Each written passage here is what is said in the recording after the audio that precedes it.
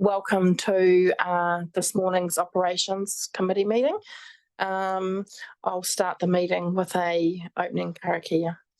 Tuia ki ronga, tuia ki raro, tuia ki roto, tuia ki waho, tuia tātou te tangata, kei te kaupapa o te hui nei, kei te kaupapa o te rangi nei, Māori ora ki a tātou katoa.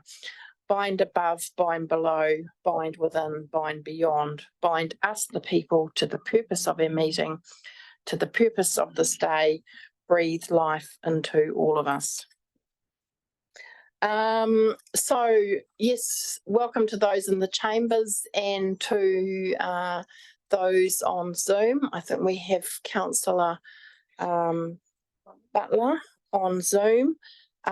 Just a reminder that this meeting is being recorded and will be available on Council's YouTube channel. Please keep your microphones muted unless speaking, and put your hand up if you wish to speak. Just a reminder of the location of the toilets, which are out this door and to your left, and the fire exits.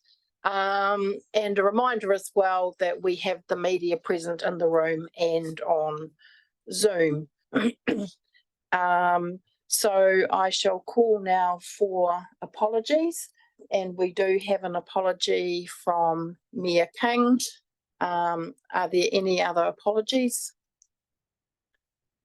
If not, do we have a mover for those apologies? Moved Councillor Dowler and seconded Councillor Maru. All those in favour, please say aye. Against, carried. Just a moment, please. Okay. All right. So we'll welcome now Sue Jepson to the public forum. Thank you for coming along, Sue. If you'd like to move up to the table, I understand that we have a presentation. So once you get settled there, we have allocated 10 minutes for you this morning, and I shall give you a notice when we're at 9.5 minutes, just so you're aware of that. And if you could just make sure that you turn your microphone on, press talk. So thank you, Sue. I shall hand it over to you.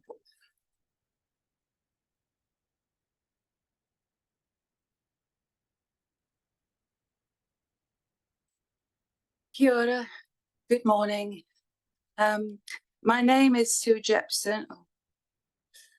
The toss-up between the near glasses and the distant glasses, which are old. Okay, I'll do these ones. Okay. Yeah, my name is Sue Jepson, originally from the UK, and now after 17 years living in Motueka, I am concerned about global warming, the dangers of global warming to the lives of my children and grandchildren in the years to come, and I'm concerned about whether we are doing enough to reduce our emissions of greenhouse gases. Can't do that. At this point, I would like to remember Don Graves, who died recently. He was passionate about the environment. He was a man who inspired me to learn about the benefits of biochar and the process of pyrolysis. That being the burning of waste material in the absence of oxygen, leading to low levels of pollution, or no levels of pollution in some cases, and low greenhouse gas emissions. Thank you for allowing me to speak here.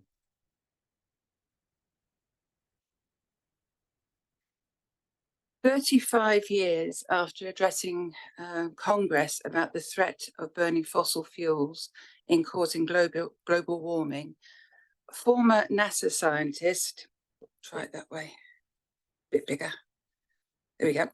Former NASA scientist, Professor James Hansen, warned that last month that warming is accelerating and that we will soon pass the 2015 Paris Agreement to limit temperature to an increase of 1.5 degrees C above pre-industrial levels.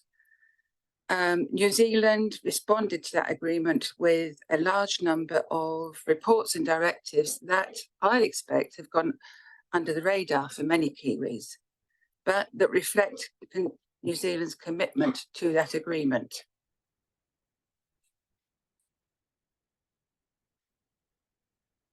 The New Zealand Emissions Trading Scheme was one response requiring action from many areas of business in New Zealand, stating that all sectors covered by the New Zealand Emissions Trading Scheme must report their annual greenhouse gas emissions to the government.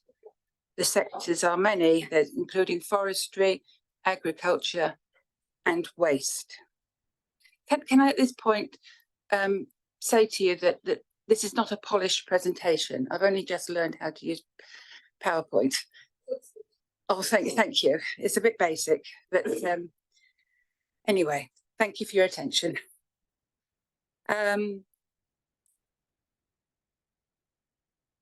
Yeah, I'm trying to do that one and this one, 3. There we go. Sorry, it will move.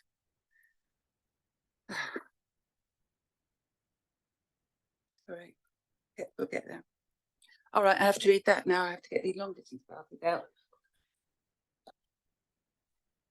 My tablet doesn't always respond to finger touch, so sorry. These are dusty. Okay. So the full report of the 2023 draft advice to inform the strategic direction of the government's second emissions reduction plan proposes recommending that the government apply regulatory and policy instruments to achieve optimal use and efficiency of landfill gas capture systems and technologies at all landfills. In the TDC Greenhouse Gas Emissions Inventory Report, there are clear targets to reduce methane and other greenhouse gas emissions. Tasman District emissions at the landfill currently amount to 12,208 tonnes of carbon equivalents annually. And when we say carbon equivalents, we're talking about mostly methane, which is 80 times more potent than carbon. So it is really important that we address that problem. According to the 2020 Waste to Energy Guide for New Zealand, the Renewable Strategy Work Programme currently focuses on 3 main outcomes. And the one that I'm particularly concerned with here is a system that encourages increased investment in low emissions technologies.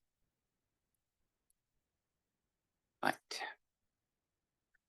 According to the Asia Infrastructure Investment Bank, the AIIB, to which New Zealand was a founding member, public-private partnerships are needed to fix a 5 trillion infrastructure gap.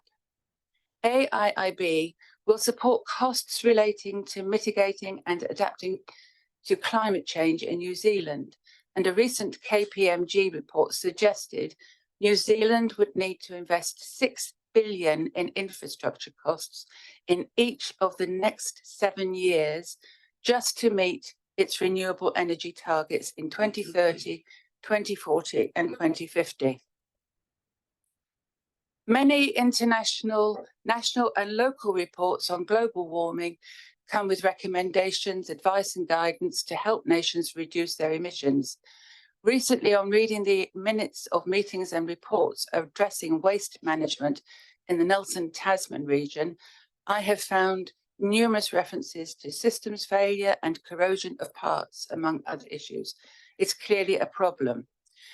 Talking to local council officers recently and a few years ago about the problem of dried sewage sludge that was mentioned, Johan Ewart first spoke to me of needing to find another solution to sending 3 years of dried sewage sludge to the landfill. This was, he's speaking to me in 2017, and this was when I and Don Graves, Katerina Seligman, Linda Hanna, as part of the renewables group, put together a meeting which was held at Whakatū House. We had people from TDC Council and from NCC there. We had professors, Leo Condron, for example, was there from Lincoln University. And I can't remember his surname, but Professor Jim Lollam at Massey University was there talking about it. And the outcome was that the result of what I'm going to talk about, which is biochar, does no harm. It's important to remember that it does no harm because it has great potential. So Johan Ewart heard about it and he was wondering whether we could process all of that dried sewage sludge through a process of pyrolysis and to create biochar, which would avoid it going to the landfill and avoid all those methane emissions, which subsequently would have to be discharged. Recently, I learned that in Motueka, dried sewage sludge is being stored in bags, while I believe another tank is being ordered for the Bell Island sludge. All of it is emitting methane, a very potent greenhouse gas, into the atmosphere. None of what's happening locally reflects international, national, and supposedly local aspirations to reduce greenhouse gas emissions in order to meet our own climate targets. My question is, when will the words turn into action? And I don't expect anyone to answer me here. It needs a lot of consideration. I know the steps to reduce methane emissions at York Valley have resulted in bottled gas being sold to Nelson Hospital to further reduce its reliance on coal boilers. And I have found references to the use of solar power at Bell Island. It's a good start. What is biochar? Biochar is produced from biomass, typically plant matter. It has been typically plant matter, but the technology has moved on to cover further waste streams. And it has received much interest for its potential use in improving soil properties and for capturing and storing carbon. That's a big thing for us to be, and COP28 is considering this now, capturing carbon. Potential benefits include improved nutrients and water retention, reduced soil acidity, increased cation exchange capacity, and increased habitat for beneficial soil and microbes. It's one of those one-stop fixes-all materials that we can create from our waste, and it's marvellous. You are at 9.5 minutes, so. Okay. Well, there is an email, not an email, there's a video there you can watch at your, which we haven't got time for. In short, pyrolysis is the burning of material without oxygen. Pyrolysis has created many and will open more possibilities for high value utilization of biomass. You can look at that in your... There is pyrolysis technology that will potentially deal with all landfill waste, plastics, tires, sewage sludge, treated wood. So all that building material could be dealt with. Adoption of some of the more advanced technology could involve the creation of public-private partnerships to facilitate investment that will not only future-proof our waste management, but will also lead to further jobs in the region while dramatically reducing greenhouse gases. If I may ask for possibly a few more seconds, is that possible? Just a couple more. Thank you. I have found 3 levels of investment for councils to consider. So this is the most basic, but at a commercial level that will deal with all our orchard waste, which is partly where this all started from, the smoke emissions coming from orchards covered in, orchard waste covered in gasoline on wet wood. And forestry waste, that is a retort system and it's mobile. You can see the ute in front of it. Cost about 34,000. This is larger. This can be a fixed machine or it can be mobile as well. And it converts waste biomass to energy and a suite of high value biochar and liquid products. 1 million goes up. And this proves my point about my skills here. bioplant Manawatu Limited. I know it's on hold at the moment, but their proposal would cost about 35 million. And the outputs in terms of electricity are high, particularly diesel, 14,000 litres of synthetic diesel a day on the basis of 40 tonnes of waste being processed would be earned at, think of it, even at a rate of $2.50 a litre. That's enormous per day. It would pay for itself in no time. And obviously it produces biochar, 2 tonnes a day. And all the other waste that goes through it, the plastics, the tyres, sewage sludge, and the building waste, all of that, all of the emissions from that are contained. They are trapped. There is no problem of pollution to the local environment, no problem of greenhouse gas emissions, no problem of poisoning to the local environment from arsenic, among other chemicals. Thank you. So if you could just wrap it up. And thank you. Yes, I just thank you very much for listening to me. Thank you. All right. Thank you, Sue. Appreciate your interest in this topic, taking the time to do the PowerPoint and coming in this morning to the public forum. And we do have your information has been supplied to us. Okay. So thank you very much. Do we have just one question of clarification? Yes, thank you, Chair. Thank you for coming in. So did you say that the Manawatu project is on hold, indicating it had some legs at some point? Yes, it was put on hold a few months ago, I think because there were questions over what I've just stated, which is the entrapment of all the pollutants and emissions within the system. They're being questioned. This kind of system is being used in other parts of the world without the issues. An alternative to this is what they do in Europe, which is they have huge, great waste stacks because they burn. They don't have landfills. They burn all their emissions.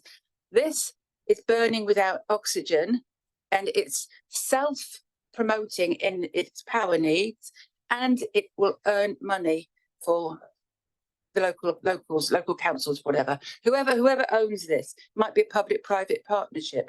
I just to let you know, I have also spoken to a number of commercial entities, including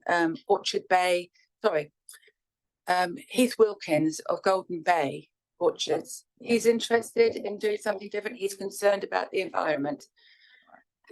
Thank you. Good. Thank you very much, Sue. Appreciate it. Thank you very much. So councillors will now call for declarations of interest. Do we have any declarations of interest for today's agenda? No. Thank you. We have no late items, which brings us to the minutes of the Operations Committee meeting held on Thursday, the 9th of November. You've been supplied with those minutes. Do we have someone to move that they are true and correct record of the meeting? Moved Councillor Dakey and seconded Councillor Dowler. I do note that there was one action item in those minutes, which was to do with the award outcomes. I'm just wondering, Steve, congratulations for being nominated for these awards. That is in itself a great thing. Would you like to just update us on the outcome of that? Being brought to me. Thank you, through you, Madam Chair. Unfortunately, we weren't successful. We were nominated in 2 categories. Peter Darlington was nominated as the ICT Professional of the Year, and he unfortunately missed on that award. And our information management team were nominated for the Information Management Project of the Year, which councillors might remember was the digitisation of our historic records. And Auckland City Council pipped us at the post on that one. So unfortunately, no points for us this year, but hey, we get up again and we'll have a go next year. Excellent. Thank you very much, Steve. So I'll put that resolution to adopt the minutes. All those in favour, please say aye. Against, carried. Right. Drew, thank you. I saw you come in there. So this presentation has been provided to you councillors. Welcome, Drew, to your last update to the council in 2023, and I'll hand it over to you. Thank you. Excellent. Thank you. Thank you, everyone, for having me. It's good to see you all again. If you flick to the first slide, please. Next, we've got just a quick roundup of what we've been up to in the last quarter. It's been a quarter since I spoke to you. I guess we've been out there. The cyclic teams have been going flat tap. In the last 3 months, we've cleaned, maintained, or replaced 947 signs on the network, which is a fairly big chunk. The grader has been around 248 kilometres of 355 kilometres. So it's about 70% of our network has been graded, which lines up with our level of service of getting around every 3 months, because the other 30% of those roads will have been inspected and deemed not needed grading at that time. The mower has mowed 3,040 kilometres of berm, which is out of a total of 1,962 kilometres of berm that he mows. So he's been around 1.5 times. So once again, slightly ahead of our level of service on the mowing front, which is great. Maintenance metal, we've had a bit of a quiet month on that. It's been a little bit drier than what we thought this last quarter. We've put out 4,324 tonne of metal on 7 different roads, which is at 4.7% of our net unsealed network got resheeted in those 3 months. Our heavy pavement team, completed just under 3,500 metres of metres squared of pavement rehabilitation effectively. Milling, stabilising, and also digging it out and replacing. And another wee stat for the high shoulder is they've done 22.5 kilometres of taking high shoulder, which is the middle image up there. And the why we do high shoulder, we do get a few complaints from residents when we've ruined people's berms, etc., out the front that they've maintained. The reason we do it is so that the water can get from the carriageway off the edge of the road and get far enough away that it can soak in and not go near the pavement and cause deterioration. Also, it's quite handy to uncover seal edges so that we know where we're resealing up to. We have had a few years ago one particular instance where we were missing 1.5 metres of road. There was 1.5 metres of sealed road underneath the berm that had grown out horizontally across it. So grading, we're actually grading less at the moment, and we've really focused. Our asset management team's driven us to focus on how we're doing unsealed roads in the last sort of 3-4 years. And as a result, we've actually dropped our grading this year recently to 80% of what we were doing. So 1 day a week, that grader's parked up now, not grading the network, which is maintaining that same level of service and obviously dropping the costs, which is a really good thing. The grader's even getting notes left on the grader, just congratulating him for the job that he's doing, which has not happened to us before, which is really cool. We're obviously pretty happy with that. We received phone calls and emails about it, as well as feedback from Councillor Mackenzie from different groups as well. So we've also been focusing on drainage works. Next slide, please. In particular, we've had a crew parked up Church Valley, which is where our area-wide pavement treatment for this year will be. Basically, we had to get up there and clear up all the drainage issues. We've put in kilometres of subsoil drains trying to pull the moisture out of the pavement that's there, that's caused that deterioration. We've been flat tack doing footpath maintenance works, getting those works sorted. Guardrails, obviously that middle image there is out in Motueka where a car took out the barrier, so we're actually going to replace that with a slightly better barrier. Now we've got the opportunity. But there's also been some new barriers put in for Mike Van Enter's safety program as well. And a big part of what we do as well is looking after our biggest asset, which is our team, the crew that do the work, in particular on the lead up to Christmas. There is stresses, so we've been taking particular time to make sure that everyone on the ground's in good spirits, whatnot, through smoko shouts and barbecues at toolboxes. And Greg, he's our mower operator, bottom left there. He got a cake and a couple of cans of Coke for his birthday out on site, which is very much appreciated. We can go to the next slide, please. And could you follow that link? This is our major treatment plan, which I actually sent out after the last time I presented. I know Councillor Walker's been in there and having a look because she taught me a few things about our treatment lengths.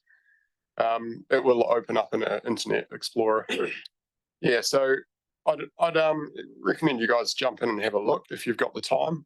This denotes every major bit of work we're doing in the reseal space. So this has got our asphalt reseal work as well as our chip seal reseal work, and it's interactive. So if you zoom into Main Road Lower Mootry there, please. It should just work on the wheel.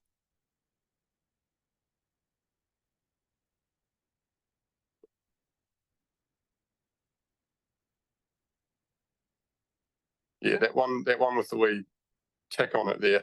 So if we zoom into the Main Road Lower Mootry, sorry, I'll just show you how it works. No, not working. Yeah, that one that you've got there in the middle, sorry, the one with the one going, yeah, sorry, upside down T. It's just a little bit slow. So you can actually interrogate it and it'll tell you what the treatment is, what the treatment length is, the area of the roads that are in the program. And if it was not so clunky to operate here, it normally just works with a roll of a wheel and it's very easy to manipulate.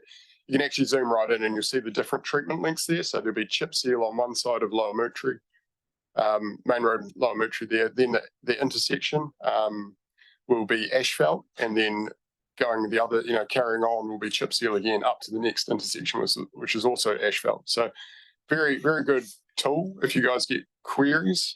Failing that, just reach out to me and I can tell you exactly what you need to know. Next slide, please. So moving forward, I guess looking forward from Christmas, what have we got going on? We've got a mill and fill program, which is where we replace wearing course of asphalt roads around. This particular program is based around the Richmond area. We are starting just before Christmas, and then we'll pick it up again after Christmas and carry on with it. There's probably about 6 weeks work there for that. It's a reasonable sized program of just milling out the squares that have failed and replacing them. We've also got our AC renewal program, which is underway today, I believe. We've got some sites, and all the sites this year are based in Motueka or Riwaka. Also our area-wide, Councillor McKenzie and Bryant will be very happy to know that is scheduling up to start up sort of February time. It's up Church Valley, as we know, and we'll be utilising the design currently is for an emulsion stabilised pavement. So we'll be getting in there with some shape correction shortly. And then the last big ticket item for us in the renewal space there is the line marking renewal. So yeah, that's starting early in the new year. So the line markers, you won't even see them. They come and go at night time most of the time. And yeah, remarking the roads that they need to. Next slide, please. And of course, that's a bit of a video there.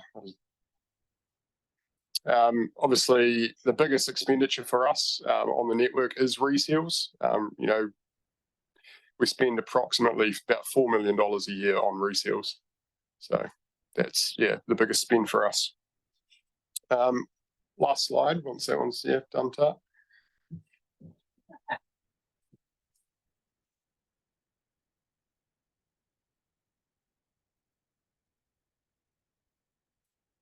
So I guess we get asked quite frequently, and it's something I've started reporting to the principals group that I report to on as well, is what our team's doing out there in the community. So there's a few things that our team's done. So Downer, obviously one of the alliance partners, has got a program called Downer Donate. And I put in for some funding for Natureland, and Downer actually donated $9,000 towards their new bird, the new native aviary there, which is very cool. The Motueka North Reserve Path Link. So that's a path link outside the saltwater baths that Downer's building. That's with some community, I guess, sponsorship, if you will. And then the last one there that I've got is we joined council's road safety team at the AMP show and took one of our alliance trucks down, which was pretty cool, and ran a share the road type set up program where we had the truck and we put people around the truck, counted the cones. We've talked about this before. I think we did it at the Wet Triathlon. Yeah, and then they get in the truck and have a look, count the cones again. And yeah, the kids' faces are priceless when they see why can't I see 5 more cones? There's 5 more cones there. It's all about teaching the kids blind spots. So yeah, our leadership team down at work all volunteered their time and yeah, hung out there for the 2 days, which is pretty cool. So yeah, that's us. Thank you. Thank you, Drew. Mr. Kirby. Drew, thanks for that. One thing that Drew didn't tell you, and I had asked him, he's probably forgotten about it, but doesn't want to blow down his trumpet, but at the last governance meeting, Drew and the team had done a survey of all the staff across the contracts across the country, the traditional type contracts as well as the alliance contract or the collaborative contracts that we've got, and talked about staff turnover, staff wellbeing, how staff felt about their jobs. And the outcome of that was that the collaborative contracts, very low turnover. Staff really enjoy working because they've got a good client they're working with. And I thought that was really, really good for councillors to know that, to compete with other contracts across the country. So thank you for that, Drew. And I know you probably didn't want to put that up and blow your own trumpet, but I'm going to say that Drew and the team work really well with my team.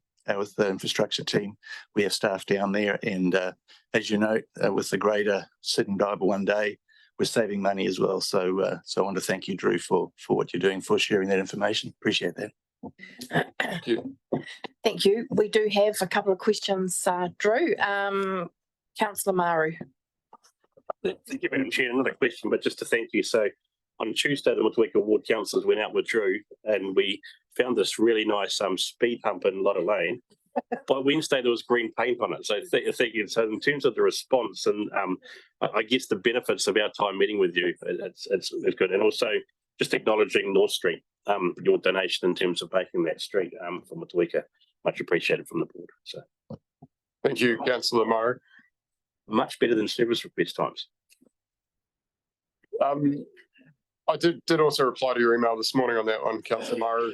Yep, so we had an inspector, the green paint's gone out and we're just trying to ascertain who actually has responsibility for it. I'm trying to push it off on Waka Kotahi currently. Councillor Cullenmonth and then Councillor Dowler.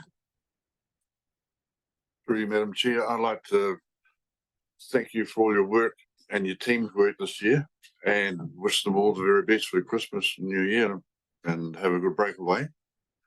I've got one little question, the milling machine. What happens the rest of the year when it's not been working? You said the contract is going to finish about February? Or does the milling machine work all year round? So there's 2 different types of milling machine. There's a planing mill, which is, yeah, that would be the one that only works for a short amount of time. That's a subcontract mill, so we bring that in when we need to. So when it's not working for us, it's off working for others. The other mill is the emulsion stabilization mill that we do have. It's the Alliance's mill that works as an emulsion stabilization mill from September through till May, and then it's too cold for the emulsion stabilization to work.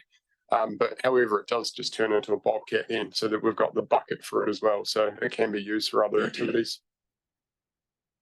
Yeah, thanks, Drew, and I really appreciate all your help the last 12 months. Councillor Dowler, then Deputy Mayor Bryan. Thanks, Drew. I saw the Lower Moutere reseal happening yesterday. It worked out pretty cool. I stopped at the local dairy down there to get some milk and copped a bit of flack over the wait times. And my words were, well, what's 6 minutes in your life when you see the outcome of what's happened? People were, pretty cool about it, but there were a couple of grumpy ones. After we met the other day, actually, I was trawling through this thing, getting rid of some emails, and I come across one about a pothole fixing machine that JCB have put out. I don't know whether you've seen that, or it was quite a good video. An operation showed you that competing with a team of 2 guys to fix a pothole, and that did it in an hour and a half, and the 2 guys took 2.5 hours or something. Your company looking at those, or are they? I couldn't talk for the whole of Downer. I'm sure someone's looked at it, but if you wouldn't mind sending me the email, I can look at it for our team. Definitely, that'd be good. Thank you. Deputy Mayor Bryant. Thank you, Madam Chair. Thank you, Drew, for the presentation and for the work you've done for us for the last year or since the election, whatever, for those that are new here. So you really appreciate what you're doing. It's been a challenging year from carrying on from the floods and the last year has been a bit of a long process. So they have indicated previously you're going to do quite a lot of work over the summer period, which I guess that's going to bring quite a workload to the team. And you're in just a question, are you in a position to manage and achieve all the work you think you will get done, have planned firstly, and then I have another one. Yeah, sure. I think the simple answer to that is yes, we've got the team to do it. And I'd probably qualify that by saying we've already done probably 80% of the work. We've had a very busy sort of October, November, December. We've had up to, I think, 17 crews on the network at one stage. So it's just, it's the management structure's there and it works. And it's, I guess the majority of that busy time is done. It's now just those bigger renewals programs that we've got to go. Obviously the area wide and the reseals and the asphalt renewals as well. But in terms of those, those crew times when they're really busy, we've delivered that well. Thank you. And then just in relation to Church Valley Road, which I heard my name and Councillor Mackenzie's mentioned, I did go up there and have a look the other day, and I heard you say through the presentation that you're going to look at resealing that February, March. Is there a process in place to manage the road carriageway after the preliminary work's done? Because it is very rough at the moment. And just for context, you've got the whole of the Wakefield Community Council going up there tonight, so they're going to see it all. I'm sure that will inspire them with enthusiasm. Sure. No, I've kept in touch with the community group out there through their chair. And let them know that the plan, obviously get in there this side of Christmas, put all the subsoils in, put all the drainage in, try and dry the existing pavement out, at which point then they know that we'll be back in the new year. I haven't confirmed the date yet with them, but they know we're coming back to do the rehabilitation of the pavement and the final coat of seal. Yeah, and I think that's an important thing, just to keep the lines of communication, because as you know, it's been a little bit of a wait, and so any communication will be appreciated. And absolutely. If you can keep the councillors in the loop, so Waimea, Mitri and myself would be appreciated. Yes, I'll make a point of copying you guys in. Thank you. And thank you for everything we've done for the year. Thank you. Cheers. All right, thank you, Deputy Mayor Bryant. So thanks very much, Drew. Just a couple of comments from myself. Certainly in terms of the grading, I mean, we know that it's a high bar to get over when the community actually recognises the good work that the grader is doing. So thank you for that. And I'll be leaving it for Deputy Mayor Bryant to talk about Church Valley at the barbecue tonight. A beer in one hand and a sausage in the other, but certainly look, appreciate all your efforts and hope you and your crew get a little bit of a break and stay safe over the summer period. So thank you very much. Excellent. Thank you, everyone. Appreciate it. All right, councillors, we're going to move now to the Richmond Athletic Football and Cricket Club's facilities proposal. So we've got Nick Rose and Chris Sibbald. And once again, we do, and a third, Michaela. And so we've been provided with the information, but I'll pass over to you, Nick. Thank you. Slide. Thank you for the opportunity to present our vision for Jubilee Park, and we hope you will support our submission. Not too far. Established sometime in the 1920s, Richmond FC have been based at Jubilee Park in converted farmers' house since 1964. We have 500 members from first kicks aged 5 to 8 through junior, senior, male and female teams. Next slide. There we go, good looking bunch. We find ourselves on the cusp of the major Berryfield and Meadows development, ideally situated to be Richmond's sporting and most importantly community hub. This is what we see our club becoming out of necessity with the growth of the town. We strive to offer the opportunity to participate in healthy recreation with facilities that can be used 7 days a week and open to the whole community. We currently partner in the summer with Waimea Toy Cricket and other groups like the Special Olympics, and we believe if developed correctly, the building could be utilised by a whole range of other groups. Currently, the layout consists of 2 changing rooms separated by 1 communal shower with 1 toilet and a lounge area with a small kitchen and bar. What's needed is a much needed changing room upgrade and refresh. We currently have 4 pitches with Saturday kickoff times of 1 p.m. and 3 p.m. Now, football's played with 2 teams of 11 a side. So on our 4 pitches, I've done the math for you, it's 88. So that's 88 people plus subs and referees who need to use 2 changing rooms, 1 communal shower and 1 toilet. We have some original design issues. Next slide. I don't know if you can see there, but we're in 1 changing room. If you're in the bar area and you want to use a toilet, you've got to come through this changing room to the toilet, and then you can see into the communal shower, you can see into the next changing room. So obviously some original design issues, but it wasn't designed to be a sports club. We propose building 4 changing rooms directly behind the current club rooms, each having 3 individual showers and a toilet, plus a storage area. That would increase to our showers to 12 and our toilets to 4. We currently find ourselves with facilities that are not fit for purpose for our community and their expectations and legal requirements, especially minorities like our Special Olympics teams who are highly regulated. This is an opportunity to partner with council and become a more sustainable facility to align with council's strategy.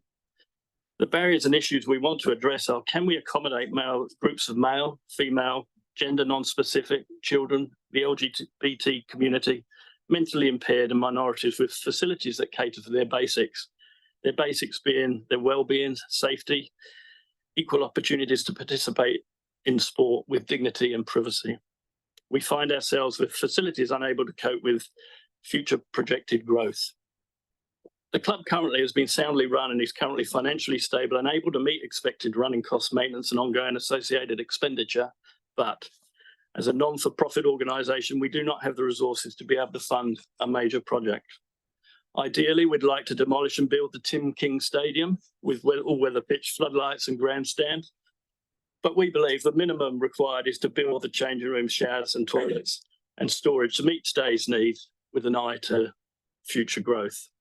We have an opportunity also to consolidate the buildings on site at the moment to tidy up the area and include the possibility of joining the public toilets that are currently there that need upgrading to include it in the build. The upgraded facility would be useful as an emergency response and major weather event support facility, as in the past with the Pigeon Valley fires where we helped out. Now, we've had quotes from Scott Construction and Comans that suggest in a fluctuating market, costs would be circa 550,000 to 750,000 plus just. Fundraising reality is funders are difficult to find, and we have a chicken and egg scenario, which we hope you can help us with. I'll give you an example with Rata. We've gone through a process with them and we meet their criteria. They see the need and they're happy to contribute and support us. But what's needed is a commitment from the council to fund or contribute part of funding to make this a spade-ready, viable project. The last thing Rata and other funders want is for them to give a portion of money for the project, for it to sit in our account on a maybe that somebody else will join us. A letter confirming financial support from the council, written support, would be so important for us to continue our funding efforts. We've got funding applications in with Rata, NZCT, Pub Charity and Lotteries Commission, but it is that chicken and egg. Somebody needs to make the first step, and I've been told that the others will jump on board. Locally, we have some positive support in the press. We've got letters of support which can be made available to you from the governing bodies, Nelson Football, Sport Tasman, Mainland Football, our current MP, Waimea Toy.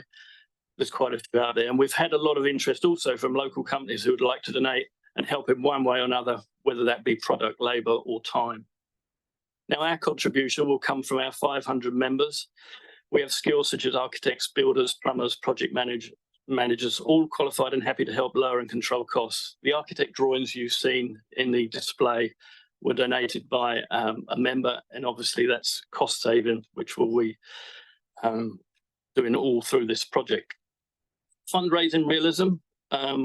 We do sausage sizzles, quiz nights. We have contributions from philanthropists and members, and we'll continue to do so.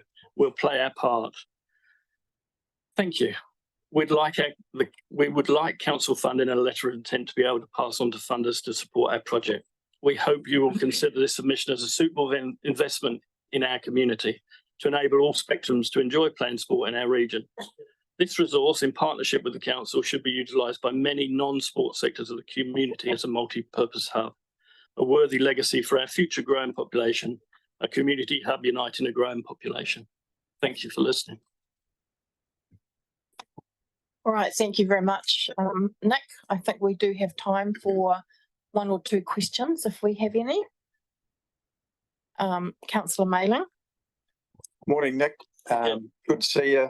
Very supportive of your project, and I think all 4 Richmond ward councillors have actually been supportive. So, and it'll come out of ROC. So I don't think there's a problem from the council's perspective. I'd just like to know the numbers from Waimea Toi and the Special Olympics, because that means the whole community is using it, and it's used 12 months of the year. And I've certainly had a beer in the club rooms in the past when I was a member of the cricket club. And I think I was their treasurer for about 12 years, but that was long ago. Yeah. Now we have been approached by a number of groups to run sporting days, and we've been heavily involved in a project which Michaela may be able to talk better about, female football after the Female World Cup. But Special Olympics, we coach their football team, and there's a game this Saturday, I think, which they thoroughly enjoy. But obviously they have to have minders on the doors when they use the club rooms to make sure the facilities can keep up. And how many members of the cricket club are there? There's 250. Circa 250. Yeah. All right, thank you very much, Councillor Mayling. Councillor Dowler, and then Councillor Maru. Well done. Pleased to see that you're going to do something that reminds me of Rugby Park in Motueka back in 1995 when we had a Skyline garage to do everything and no club rooms. So a way forward from what you've got there is going to be good. Being part of the design team for the new grandstand we built over there, just a couple of comments. I'm always aware of toilets being in a changing room. And we had that scenario with ours and we split them out. Just the same number of toilets, put them in a separate block. And it just made such a difference. And it also allowed us to have, like you've got 3 showers, it would give you 4 showers, which then makes a big difference to the team getting changed and getting out of there so someone else can come in and use it. But the concept I think is pretty cool. And I wish you all the best, but that's just my comments on the design that you've got at the moment. Thanks. Thanks very much. Appreciate it. I think one of the points the Special Olympics highlighted was, we need a disabled toilet. We do have disabled access with the ramp, but, we don't really cater for that sector of the community. Councillor Maru. Thank you, Madam Chair, and thank you for your presentation. Firstly, just to comment and well done on something achievable. So you could have come in here and asked for $2 million a project and that sort of stuff. So well done in terms of meeting need. Have you had feasibility or anything done? Have you got any other paperwork done behind this, or is this it? It all started with we did a feedback survey with the members about what they need, what the barriers are, and we're competing with other clubs, and our facilities have just lagged further behind. And the comment that really started it was that the communal showers are really not acceptable these days, for various reasons, especially with the range of groups that we try and cater for, and the growth in the area being on the cusp of this major development. There's 3,000 more people there. What percentage would play sport? And we did cut that down, and we have got the numbers of, out of that 3,000, we're expecting, I think it was 90 people who want to play. Can we cope with them? We'd like to be able to, and we feel that we need to do something. We've maintained it for so many years, but we haven't really improved it. So good on you in terms of a realistic fundraising. Did I not ask for 2 million? Sorry. You didn't ask for 2 million, it's between 550 and 700, I think you said. So, yeah. Councillor Shellcrest. Yeah, thanks for the report, guys.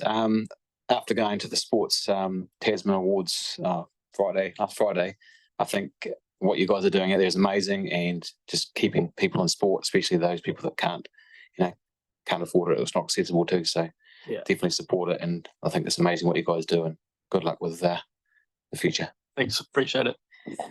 All right, thank you very much for coming in, Michaela and Chris and Nick.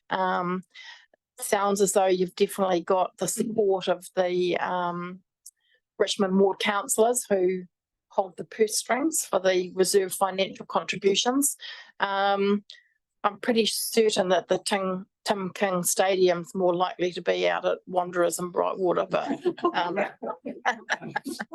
and look, I just want to make the point as well that it's probably quite important that you look out in the new year for the draft of the long-term plan and make sure that you put in a submission as part of that process. Yeah. So once again, thank you very much for taking the time. It's really appreciated. Sure. I just wanted to highlight as well that having that written support as early as possible is really important, because funders, they have their budgets, but they have their dates, and they're all different. And the earlier we can get something there to say the council supported, the council are going to donate less than 2 million. The better. I appreciate your time. Thank you, guys. All right. Well, I'll leave that with Mr. Kirby to take that, how to progress that. Thank you.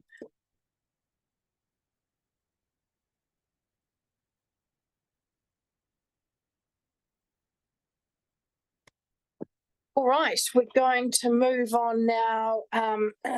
Margie, we've got quotable value. So if you could introduce your team there. Thank you. This is report 8.1.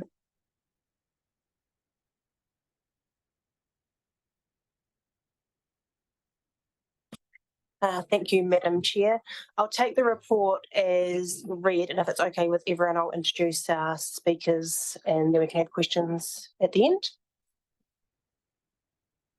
Okay, so today I have with me Craig Russell and Chris Rogers, both from QV. They're going to be presenting high-level revaluation impacts for the region. All right, thank you. And just before we get underway, so I think this has been distributed more lately on LG Hub. It was distributed this morning on LG Hub, and I think Michael has something he wants to say before we start too.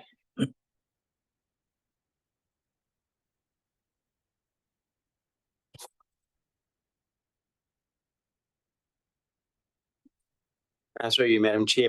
I just would like to reinforce this is preliminary work that has been done. The actual valuations won't be going out until Q1 next year. So this is an indication of where values have moved and what property types and land uses has moved.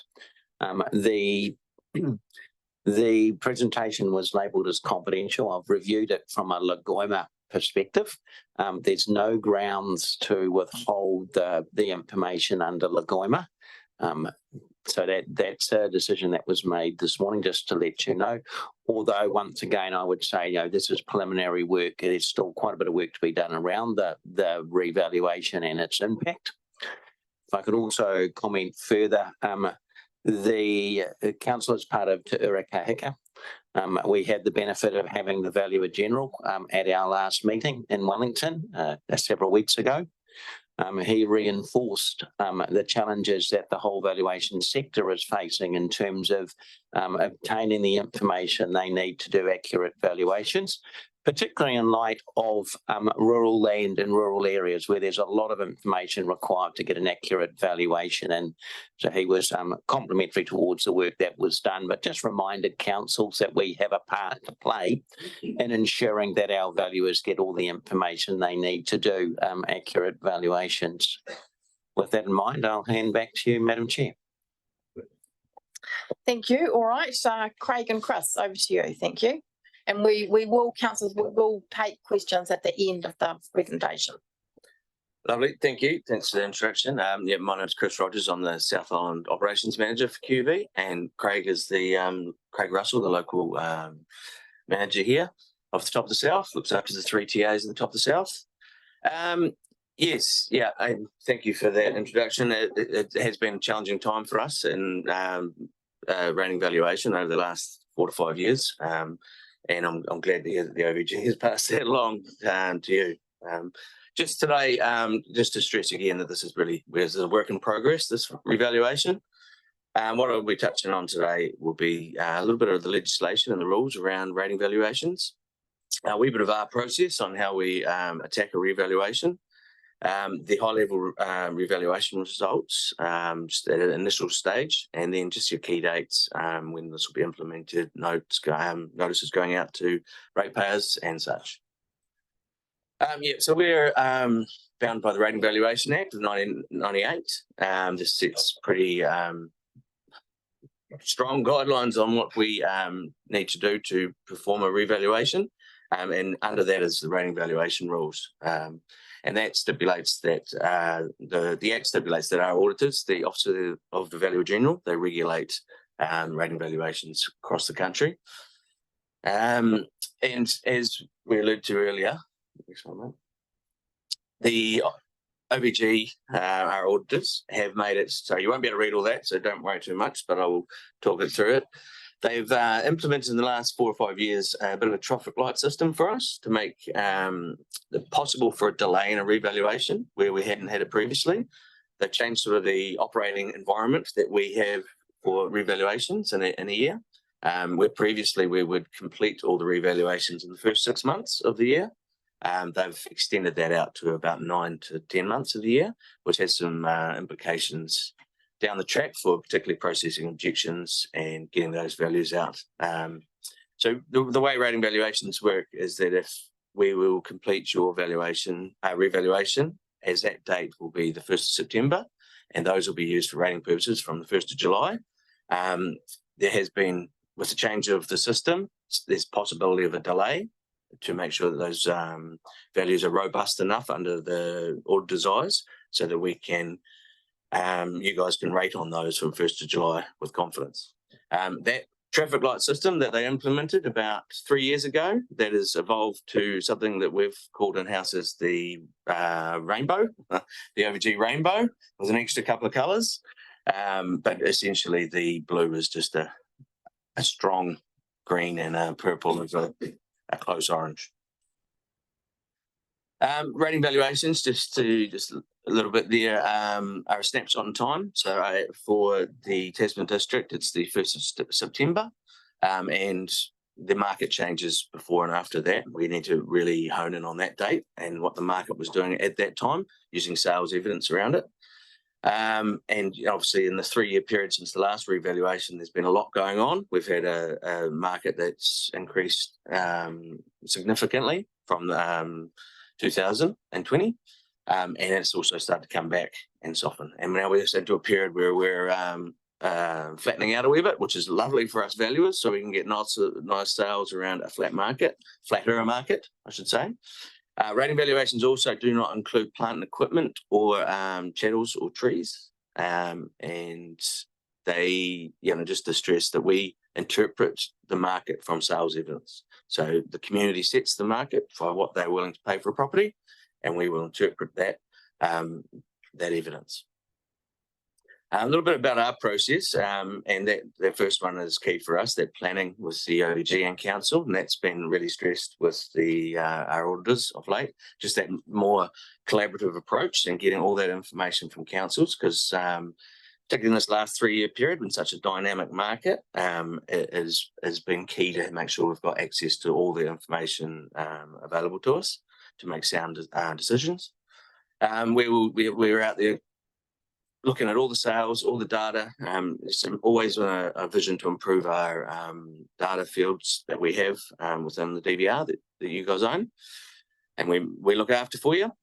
We're looking at secondary evidence as well, and the lack of any a lot of sales. We're talking to agents, valuers that are on the other valuers from different firms, digging deep into different sales just to get those little snippets of information that are key to what's going down in every sale. We're setting the market adjustments, and then we're out there in the field validating. That's a big part of our job, is to validate the values, ensure that we're sense checking everything and making sure that they make sense. When you go look at a property, you go, yes, that's the correct market adjustment, and we're always improving the value set and the data set for you guys.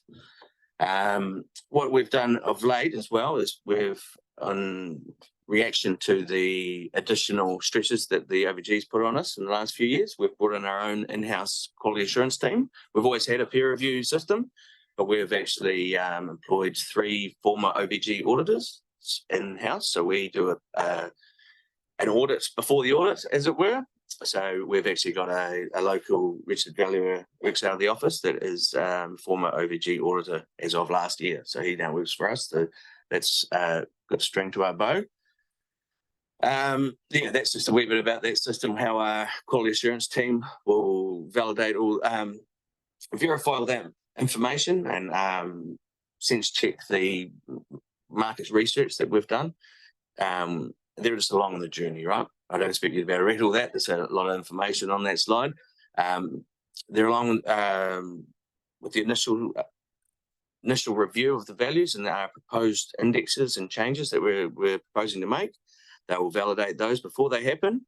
We will validate them all, and then the quality assurance team will do a final peer review prior to it going to audit. So we're trying to, it's been very well received from the OVG so far, and we're getting a lot better results this year. So that's pleasing.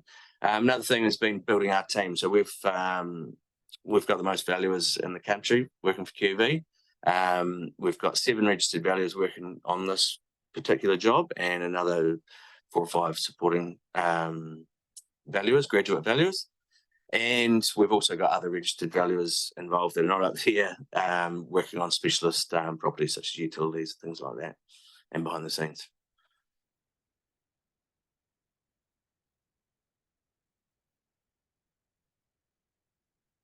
Just a little clicker issue there. Yeah, another reaction to the stresses put on us by the Office of the Valuer General. We've really ramped up our analytics, spent a lot of money improving our IT solutions, and that gives us all sorts of boring, I won't go into detail there, you're not going to be reading any of those, but various checks and data quality extracts on detailed sales analysis that we perform just to ensure those values are robust at the end. Another one is our thematic mapping, which you guys can all have access to. That is something we've developed in-house as well in the last 2 years. Very proud of that, and it is just fit for rating valuations. So we have various layers that are designed to make sure that we have smooth values across the district. Now, just handing over to Craig now. He's going to go into a bit more depth about the Tasman Review itself. Yeah, thank you, Chris. Yeah, and thank you for the opportunity to present today. So I'm just going to talk about our strategic overview. It's what we're trying to do as valuers is mimic what the market is doing at a particular date. A lot of it comes down to supply and demand and market confidence, and particular segments of the market are moving at different levels. So on a national scale, there's really 3 big drivers there. So we have the national unemployment rate. So it is creeping up a little bit there. Probably a big one for us is net migration. So we've had a lot of migration into New Zealand over the last 12 to 18 months. And probably the biggest of all is the official cash rate. So the OCR is pretty closely linked to changes in value. We had that period since through late 2020 and throughout 2021 where the OCR reduced quite significantly, and we saw a massive spike in values over that period. And since the peak, we have seen the OCR increase over that time. And moving on to more the local microeconomic data. So population change in Tasman. So that's driving the demand side of the equation. So we've had about a 1.2% increase over the the previous 12 months. Employment rate is quite low, and the GDP figures are going, it's a 4.6% increase. So in Tasman, it's a very varied region in terms of industry. So it's not really the same as your Marlboroughs, where it's predominantly viticulture, which is driving it. You've got quite a wide variety of industry, which is shown here. So mainly rural servicing, forestry, commercial, tourism, and fishing. Industry changes over the last 3 years. So probably a big one is the G3 kiwi fruit licenses. They are now to be included in the district valuation roll. So they can be quite substantial. That was I believe it was a Court of Appeal decision. Currently seeing an oversupply of hops in the market. So that's something that our valuers are working through at the moment to see where those hop values may lie. Lower Queen Street development, plenty of land getting developed in that location, and that's really fed through to what's happened in the Richmond residential market. The proposed increases there that we're seeing are probably below the Tasman average as a whole, which is really coming down to an oversupply in that location. The forestry market, so we had the carbon market emerge through 2021, where we saw quite huge value level increases for forestry properties. The carbon market hasn't gone so great since then. So it's what the challenge for us is saying when have those properties sold? How has the market changed since they sold? So the 2022 sales are completely different to 2021 sales. The Waimea Dam is probably the biggest of all, and it's all comes down to water security for growers. So that's something that we are actively looking into to see if is there a differential between affiliated and unaffiliated consent holders, and a high interest rate environment as well. So that's I've touched on that previously. And retirement villages, they continue to be developed in the area. We have an aging population, so it's a growth industry at the moment. So we also look at climate and natural hazard risks. So relatively high earthquake risk location. We've got sea level rise and storm surge. Things to consider. We obviously had Cyclone Gita, I think it was a few years ago now, and we saw a bit of an impact there, quite an impact with the likes of your Ruby Bay properties and so on. River inundation and land stability is also. So we have had the August 22 and July 2021 events. The main impact has been in Nelson and Marlborough districts. Tasman has been relatively has been affected, but to a much less scale. But it is something that we need to take into consideration and seeing, are people, is there a difference in value for higher risk properties, on steeper sites, or are they coastal? Are they at risk of storm surge inundation? Can they get insurance? These are all questions that our valuers are really hot on. So in terms of value level indications, so on the residential side, we'll start with land values.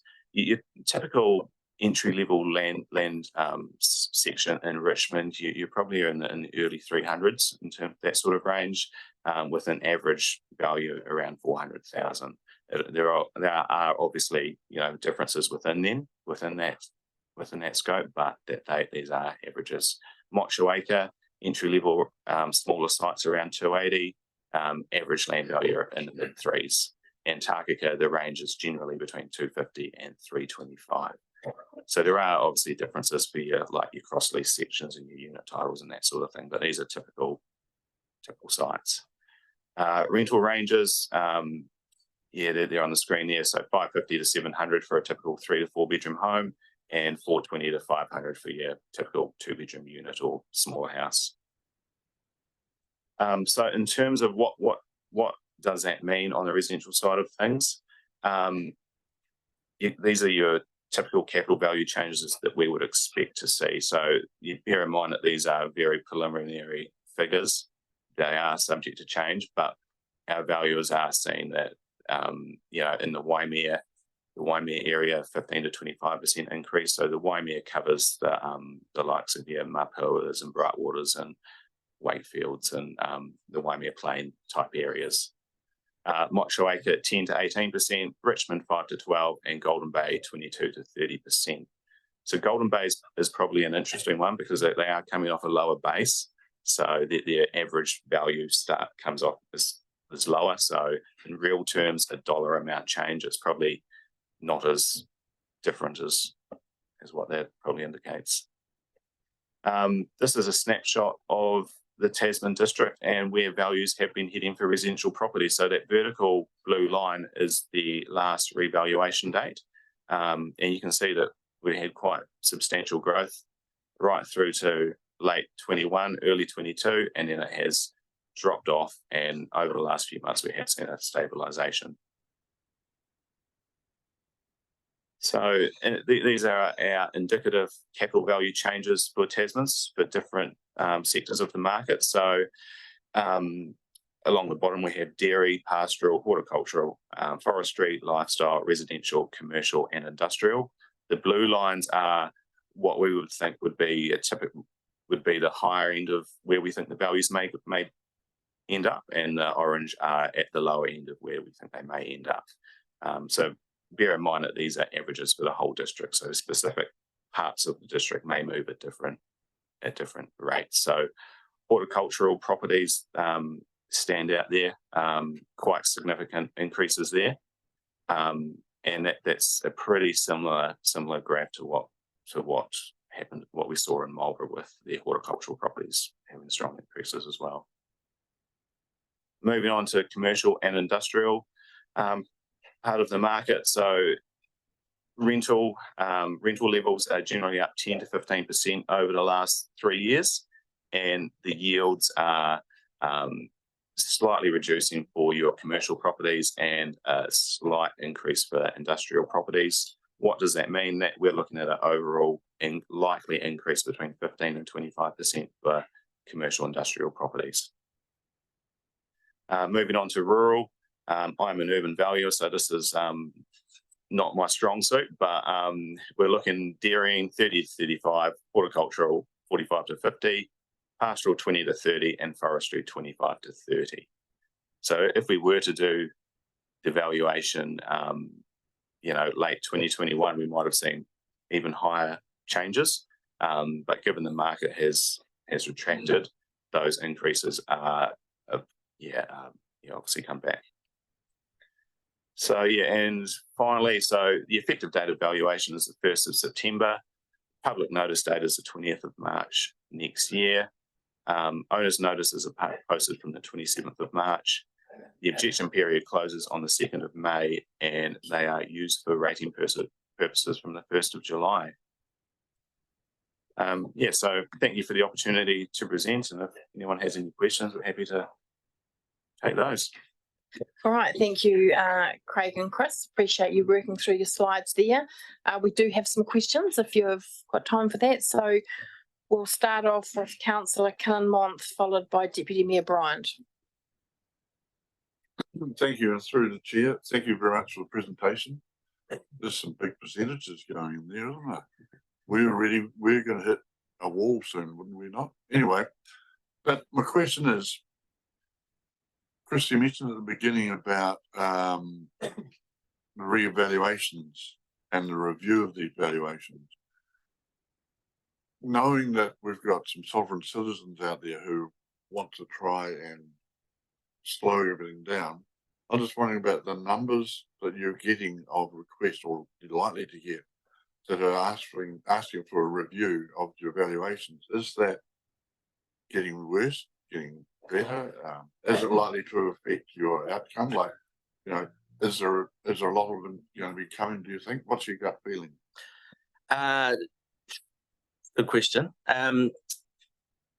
Well, national average for our objection rate. So every ratepayer that gets a notice out has the ability to object to their rating valuation. And nationally, last year and this year so far, we were running at about 1.5% of all that go out.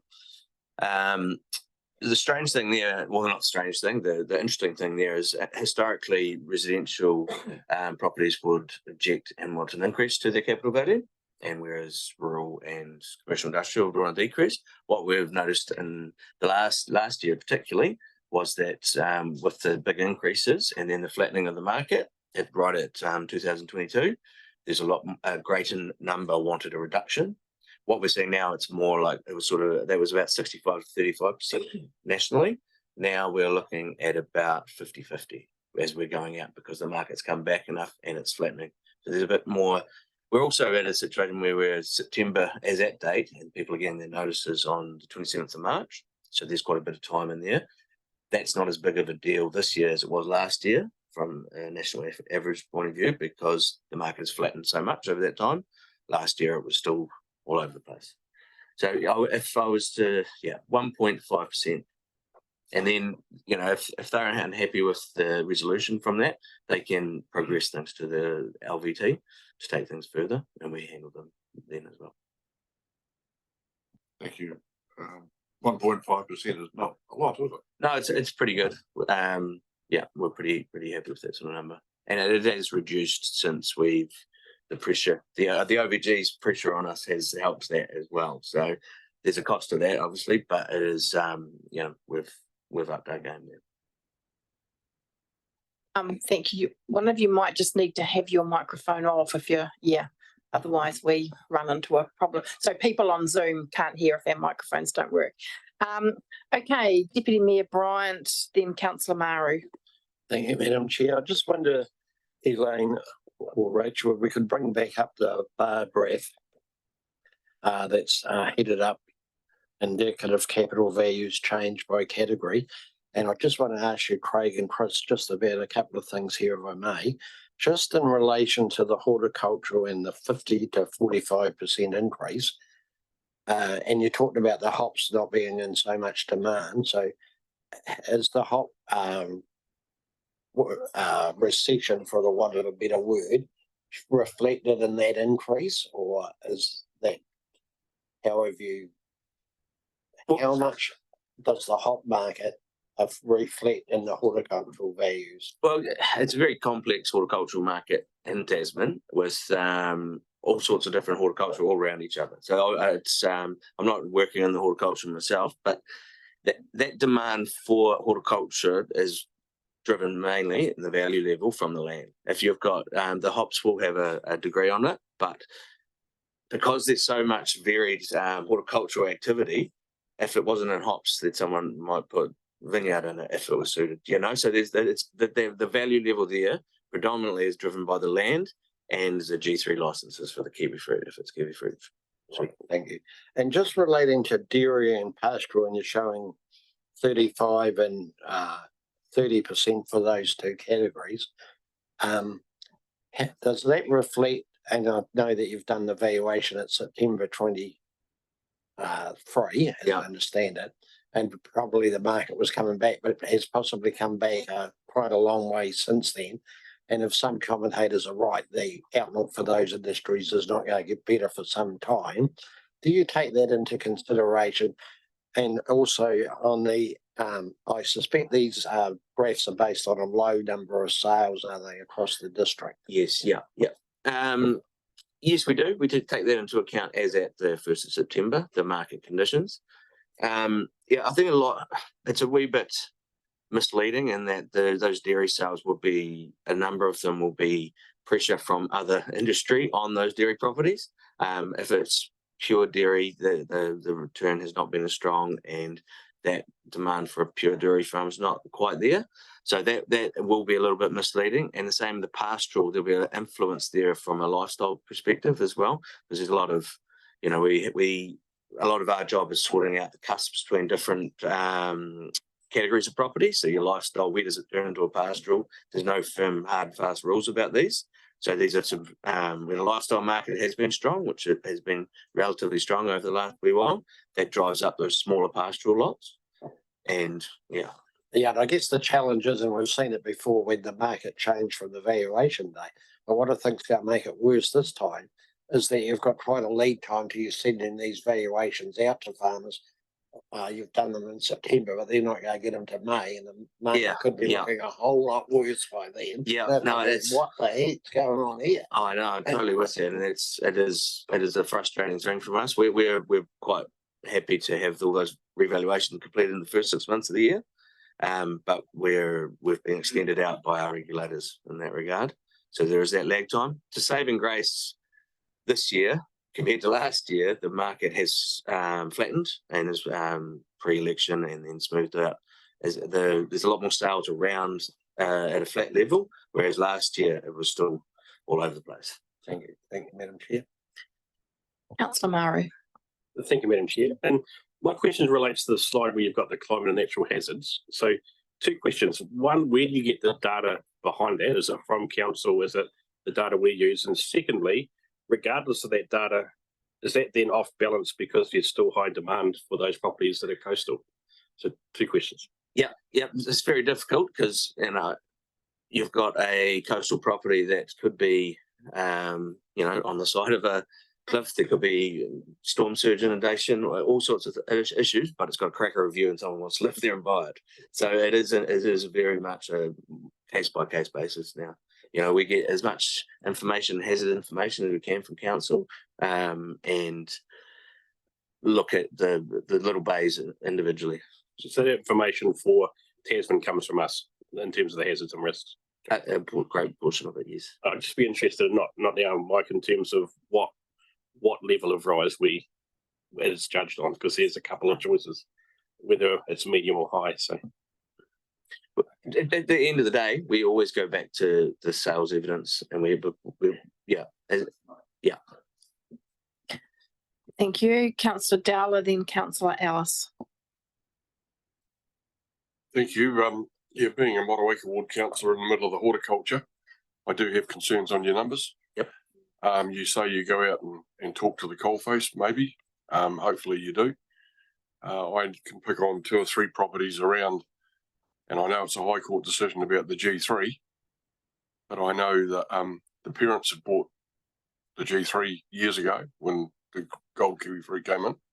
They've since retired. They still own the G3 licence. The people who have, well, normally the sons have bought the orchard probably in these situations. They still grow the gold kiwi fruit at this stage. Things are getting harder, the marketing and stuff like that. I know one instance where there's been 3 G3 licenses sold off the property, and the gold has been converted back to green because they just couldn't afford to buy it. The licenses have gone, I think they were 40,000 when they bought them. They're about 300 and something thousand dollars to sell now. So, you get 10 licenses on a small block of orchard, and the kids just can't afford to buy it, so they quit it and just carry on. Regarding apples, very close to an apple shed nearby to me. They export to 6 countries. 3 countries have told them if they didn't upgrade their grader in the shed this year, they couldn't export to them. Just under $2 million on a new grader for the shed before they even pick an apple. So it concerns me that, yeah, great, you're valuing it on the land, but I still think the operation has to be taken into consideration because it ain't getting any easier, that's for sure. Just a comment and a concern from me. Yeah, just if I can make a comment too, we send out rural surveys to all horticultural properties, so that will give them an opportunity to detail all these informations, so we can look at them on a case by case basis. So there's avenue for ratepayers to get in touch with us through that and give us all that information, and also to object to their rating valuations if they're unhappy. Thank you. Councillor Ellis and then Councillor Hill, and we'll be looking for someone to move the resolution. Thank you. Oh, thank you, through you, Chair. Thank you for your report.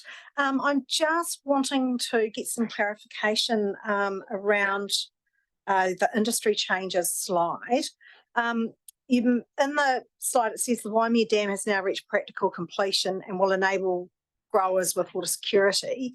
But then there was also a comment made regarding having a look at the difference between affiliated growers and non-affiliated growers. So did I hear that correctly? And when do you think that some decisions will be made around that? Because not all growers in that region will have water security, given how the system has been set up. So when will we have some indication on what movement will happen there?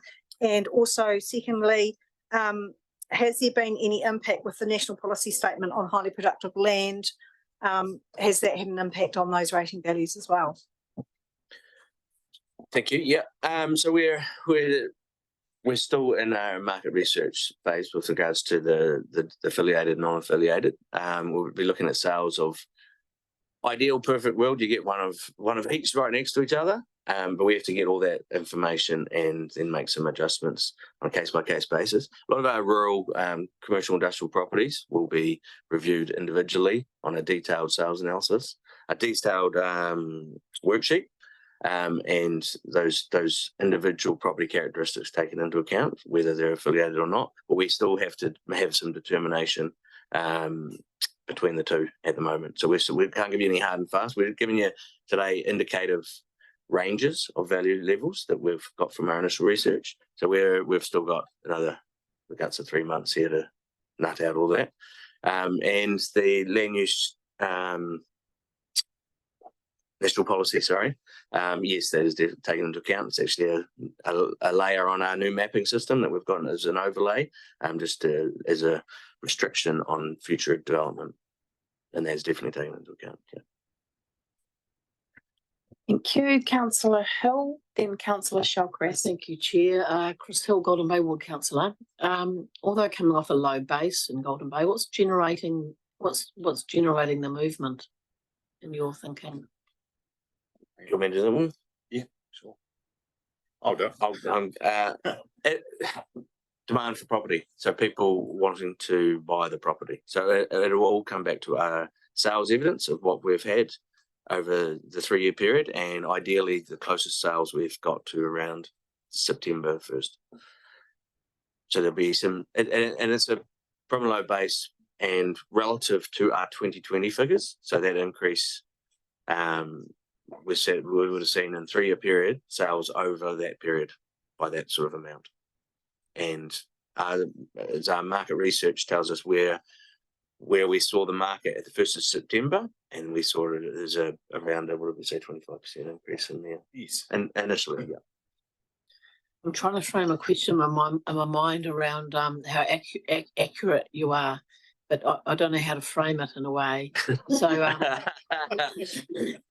not just because I'm being polite, but no. In terms of what you do, so you're looking at the markets, you're looking at what's moving, and then you saying, well, actually the capital value here is this. I don't know quite how you work out how right you are and how wrong you are, or how reasonable or fair. Yep, that's a good question. It's we've got 26,000 properties here to value. That's a big job. We're always trying to improve our data and the information we have on every property, and a big part of that is during the revaluation, where we'll improve our information we hold on every property. It is a massive appraisal basis, so we're getting the feel for the market, we're setting an adjustment, and then we're out in the field to validate, driving the streets to validate that is the appropriate level for that property. When we're out and about, we might see a place we're like, wow, that maybe has been let go, or that's had renovations completed, and you can clearly see that, and we'll adjust that accordingly. So yeah, we are out and about, and it is not a hard sell to get valuers out and about in Golden Bay to go look at properties. Yeah, I get that. And I suppose I was thinking about your trends. So you're talking about You're looking at Golden Bay at 30%, 22 to 30 up. 20, I think it was behind that, but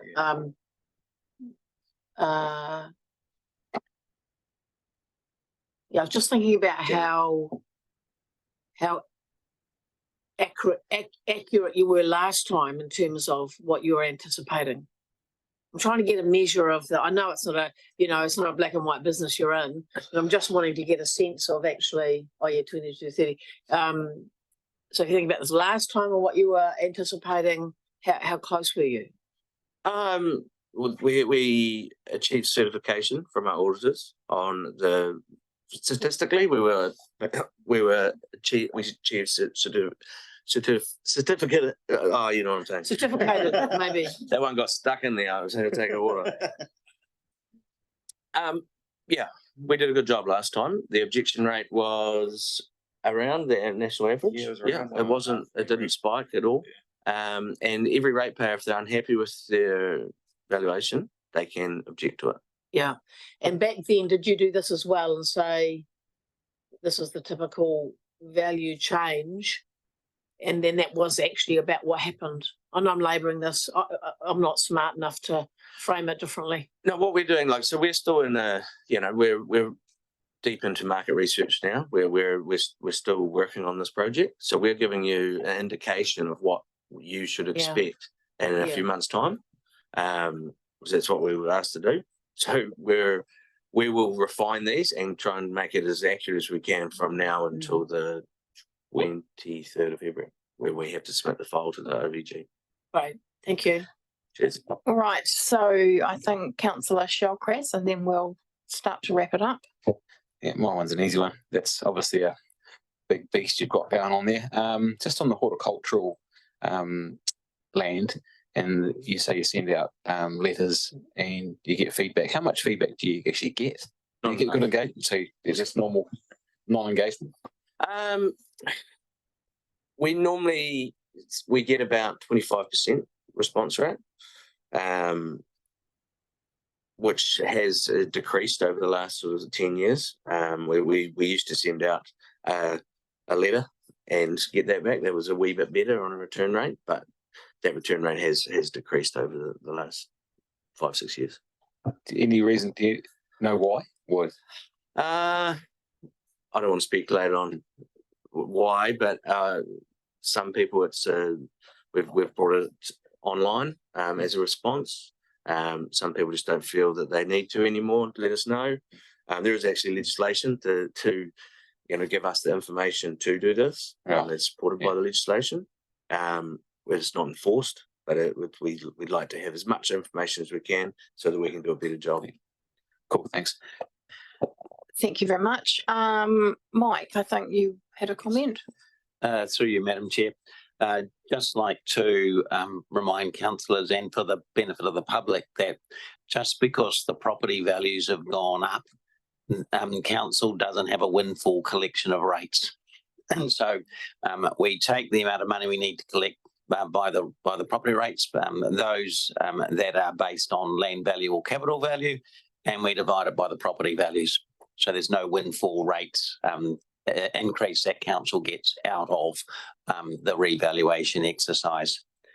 Having said that, it can impact and it will impact the incidence of rates that are based on land or property value or capital value between individual properties. So typically I'd explain that as if your property value went up the same as the average, you're probably not going to see a change in those rates. If it went up more than average, they're likely to go up. If it went up less than average, they're likely to come down. And so that's just a reminder that the community has a poor understanding, and I can understand that, about how property values affect rates when we have a valuation. So thank you for that, Madam Chair. Thank you, Mike. Appreciate that clarification. I think Councillor Walker is happy to move the resolution to receive the report. Albeit that she might not find some of those percent rates palatable, I am happy to receive the report and keen for coffee as well. Thank you. And that has been seconded by councillor Hill. And just before I put that, thank you very much for coming in today and explaining what's going on. Certainly seems as though it might be slightly more of an art than a science, and you're going to you can't possibly please all of the people all the time. So appreciate that world that you operate in, and thanks Margie as well. So I think that I shall put that resolution. All those in favour, please say aye. Against, that is carried. If you want to have a closing comment, please do.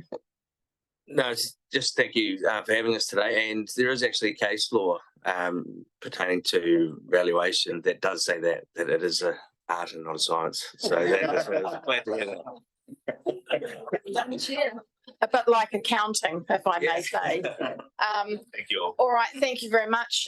So we will break now for morning tea. It's 11:10. If we could be back here at 20 past. Thank you very much.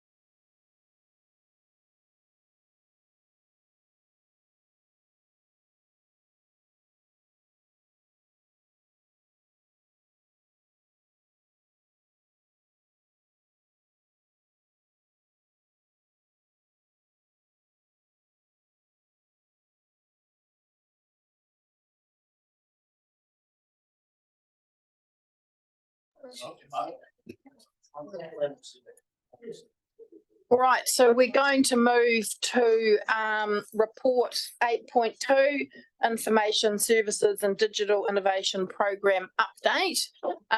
So we'll hand over to you, Chris. Thank you very much. And I see we've got Peter there as well. Thank you. Hi, everybody. There isn't a lot to update in the report. The one item that has moved is 3.5. Which was a comment about status of the Merlin project, which was an amber at the time. The reason that was an amber then was the project needed some more funding for a licence cost that wasn't scoped at the when we did the estimates back in July. And so the workstream board has approved that increase in budget from the contingency. So that's now all green. Other than that, things are pretty much as they are in the report. All right, thank you very much, Chris. So do we have any questions from councillors?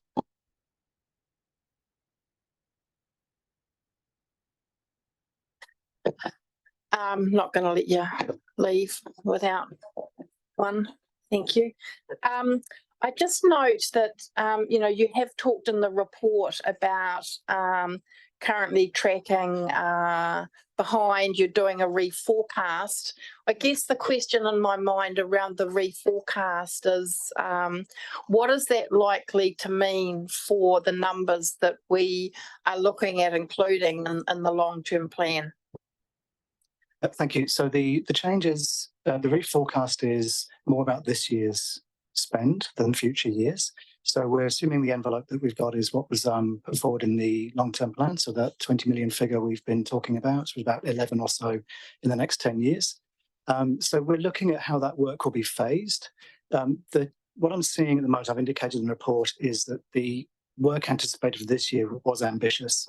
And we made an estimate of what we thought we would do prior to our CRM vendor being in place. Do we look at our data? Do we how much work to do in the business's preparation and so on? And where the team's thinking at the moment is that we need to make sure we don't waste time doing work that will be done again with the vendor. and we don't know what our journey is with that vendor. So some of that work is likely to move into next year, add into to the work then. It's not a change in the allocation for the project, it's a phasing change there. And the other area that we're looking at as well is our cloud project, the cloud work stream.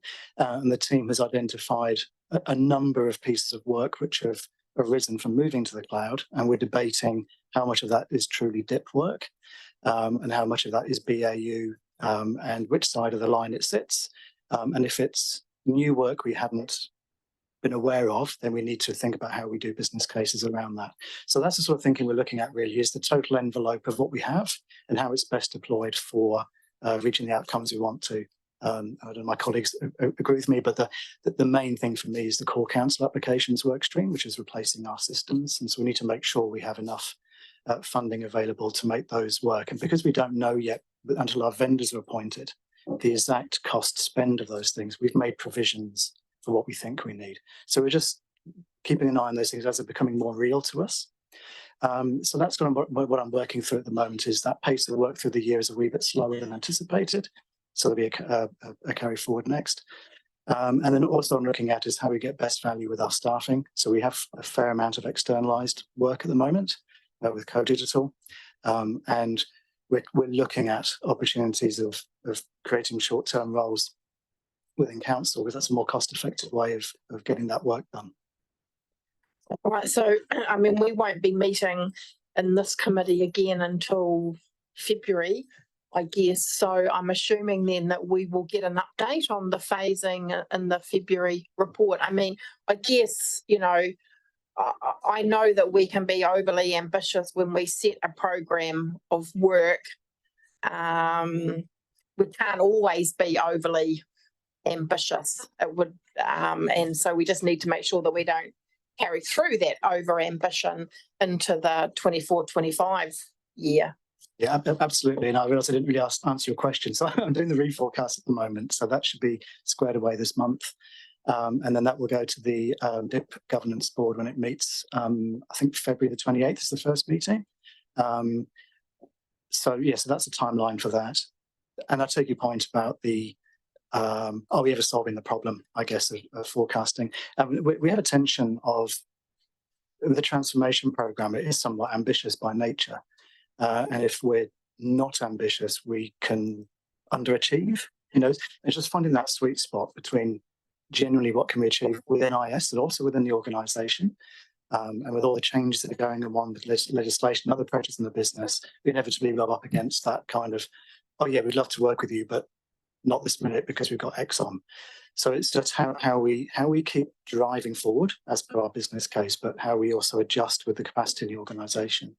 But that's what my mind is tuned to, is how do we get it into something realistic? All right, no, thank you for that, Chris. We have Councillor Walker, then Councillor Hill. Yeah, thank you, and through you, Madam Chair. Thanks for your report, Chris.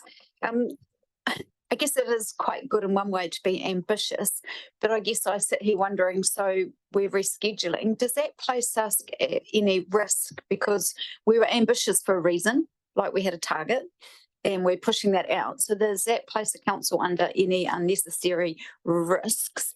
And I'm happy to move the report.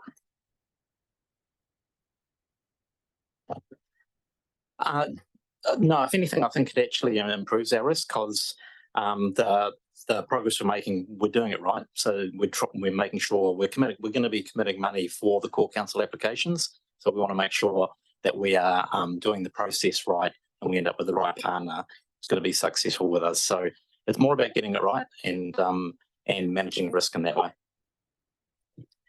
Councillor Hill.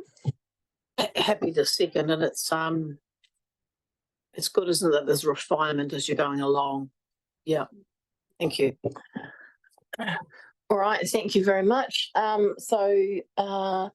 It's been moved by Councillor Walker and seconded by Councillor Hill that we receive your update report. So thank you very much, Steve. Got off lightly. Chris, Peter.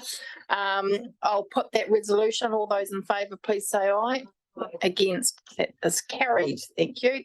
Perhaps just as I leave the table, I can thank committee members for their support throughout the last 12 months. It's been really good to have the scrutiny of this committee particularly. And I think you have presented us with a number of questions that's caused us to go back and look at our program and come back to respond to those. I think we've got a very robust program. We have had conversations with a number of our colleagues across other local government entities, and we are comfortable that the approach that we're taking, though different, is sound and is strong, and I think we're in a good position. Thanks, Steve. Appreciate it.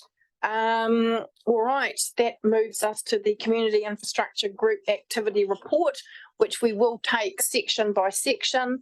And so we will start off with the management update from Richard. Thank you. Thank you, Madam Chair. I'll take my section management update as read. Can I say that Tamara Arrow did visit yesterday, 2 members here. Mike can comment further when he does the presentation on the waters, but improved communication is always good, and we look forward to positive outcomes. So, yeah. Any other questions? Thank you. So any questions for Richard on his management update, which is just the first page 15 of the report?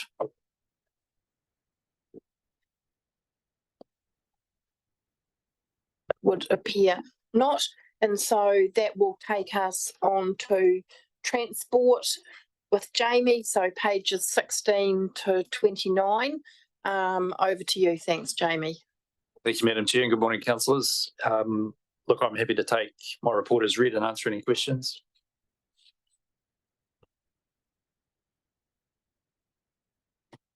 Councillor Maru, then Councillor Kinnermonth. Well, thank you, Madam Chair. And it's not a question, Jamie, just in terms of the road safety stuff on 27, 28, that's absolutely amazing. I just absolutely love reading 4.21 in terms of the program to get unlicensed people licensed. So I just wanted to acknowledge the work of your team and that road safety work looks really awesome.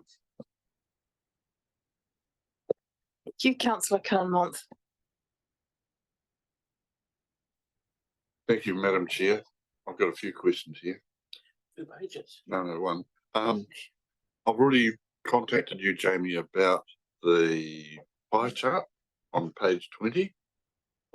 And it would be good not only to have the pie chart, but have how many millions of CSR types you've got and how many people respond. So that's just me personally. And also on page 25, bear with me, caller. Clause 4.13. Pahara shared paths are now completed. Yay. How are we getting on with the holiday park and the store owner there who made presentations beforehand about how they were going to lose business and they were going to close up shop and that sort of thing? Through the chair. So that question just then, I can't really speak on behalf of them. We're pleased and we've had some really good feedback about the path and people are using it and enjoying it. So yeah, and sorry, the question about the pie chart, apologies for not having the actual table of numbers on that. The chart itself was produced by our database system, and I wasn't able to make it show the information that I needed. But just so you know, that pie chart represents about 1,000 service requests for July through to October. Yeah.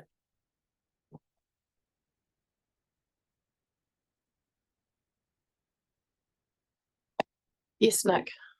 Sure, Madam Chair. Just to say, Jamie and his team have actually done great work. Jamie's been out to meet the lessee, and his team are working on a design for the entrance to the holiday park. And from our perspective, as managing that both lessees, the noise has died right down. Councillor Kinnermonth, is that all right? I'll be very quick as I can. Page 27, clause 4.19.1. I'm a bit confused. So far this year, 0% of crashes have been lost control on a bend or another one lost control on straight. Yeah. So, sorry, my apologies. That is a typo. That should have said 60%.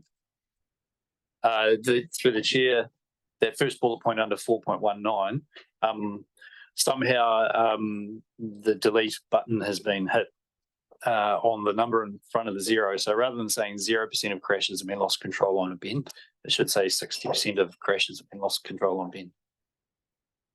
okay, thank you. So from my perspective, there's a lot of crash statistics there that don't involve our assets. It's the operator error. It is somebody else's problem. And it'd be nice to have something that statistics says crashes caused by a bad road or, you know, that sort of thing. So that's just my personal one.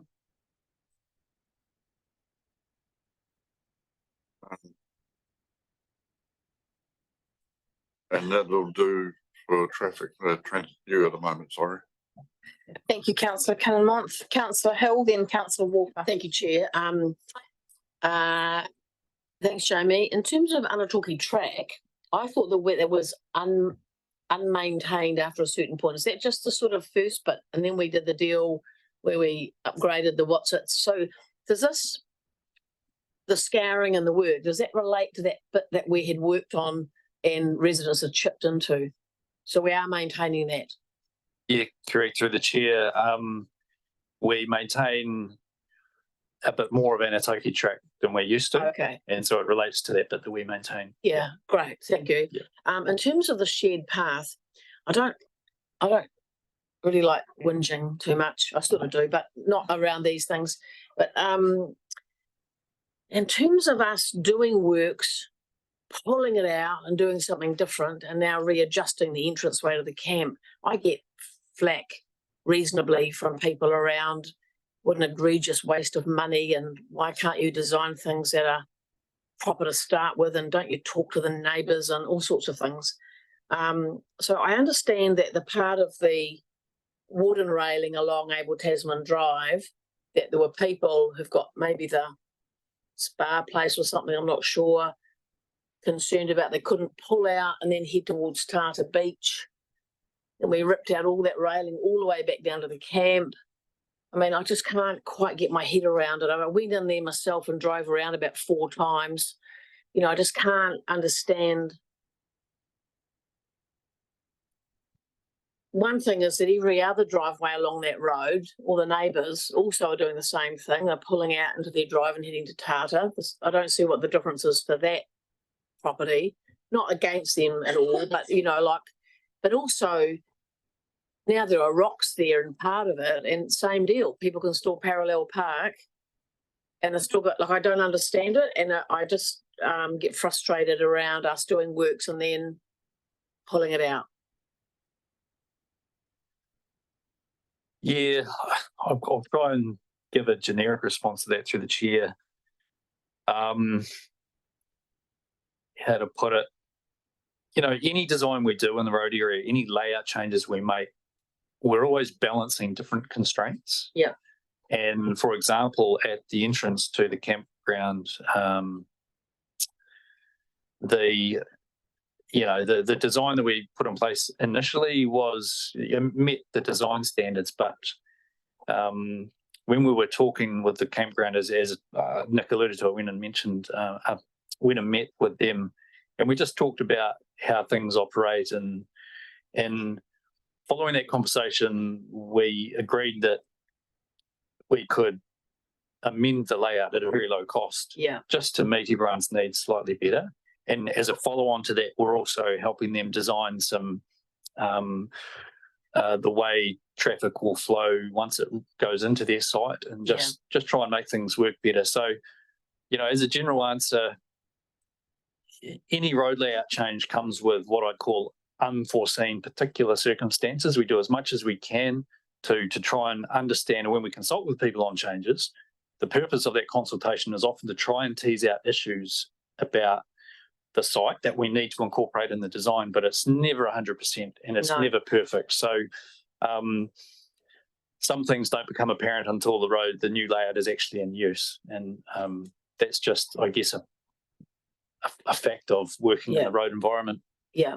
And in terms of the wooden railing, is it correct that it was in response to people not being able to pull, so all the other driveways along that road are doing it, pulling out and heading to Tata because...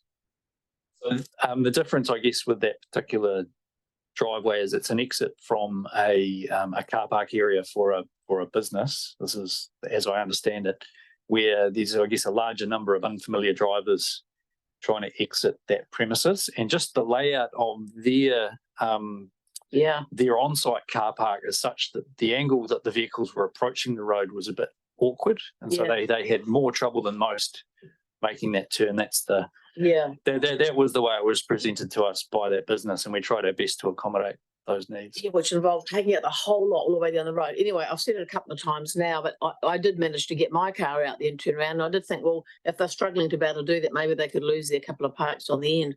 Anyhow, thank you, Jamie. And just one other thing, AMP show at Richmond having the seatbelt simulator and the Deceptor car. Any chance of that getting over to Golden Bay for the AMP show? Too big an ask. The Deceptor car won't be possible. That travels around the country a lot. There's only one of them in New Zealand. And I'll have a chat to staff about whether it's possible to get to that Golden Bay one. Great, thank you. Thank you, Councillor Hill. Councillor Walker, then Councillor Allen. Thank you, and through you, Madam Chair. Jamie, thanks for your report. Just want to acknowledge the great efforts that the team have put into the Mutton Farm Road mechanical stabilising earth wall. I note that with sadness that the material for the boardwalk hasn't arrived in time prior to our peak summer season and, you know, the big influx of visitors to Kaitiritiri.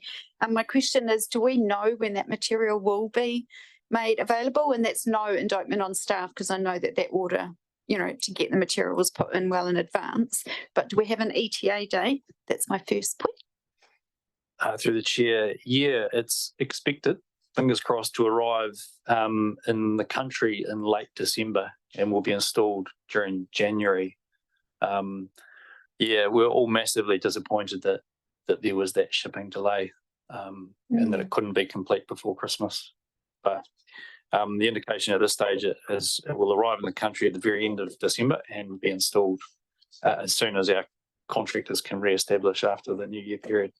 So I guess most of our contractors will have up until about the 17th of January on leave. So realistically, we're looking end Jan. Yeah, I'd say the last 2 weeks of January. Yep. Okay, thank you for that. And the other thing is, I just want to acknowledge your road and safety stats that you do put in. And, you know, my 4 years of being here, those have increased with the amount of data that you've been able to get for us. And I acknowledge that our policing forms don't actually tick this is a TDC road problem or a Wakakotahi road problem, that, you know, you get minimal stuff. But what I appreciate is what you are adding to these reports is more and more data for us to shift and work through. When we're looking at the review for our speed management plan at the minute, do we get police's input into that along with St John's and other emergency services? Short answer, yes. So the police are a key partner for us in the road safety space. So our Jenny, our road safety coordinator, works very closely with the road police to identify issues, and we've got a joint agency road safety action plan that covers all manner of things that affect the safety of users of our roads. So, you know, police certainly have an interest in our draft speed management plan, and I mean, I can't speak for whether they'll submit or not, but they certainly support safe and appropriate speeds. Cool. So where I'm going through with that conversation, Jamie, is do you think there's an opportunity to speak to them about what stats we would like to see on their reporting back on incidents, accidents, fatalities that would help us when it comes to our maintenance and what we're responsible on our roads, things?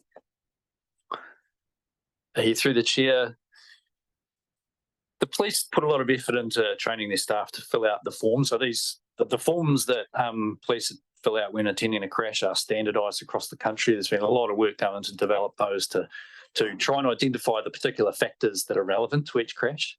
But it's still a judgment at the end of the day. And one thing I will say about the way the levers that we've got to pull within our road system, we have a limited amount. We can put money into easing a corner or changing some road markings or putting a barrier in place.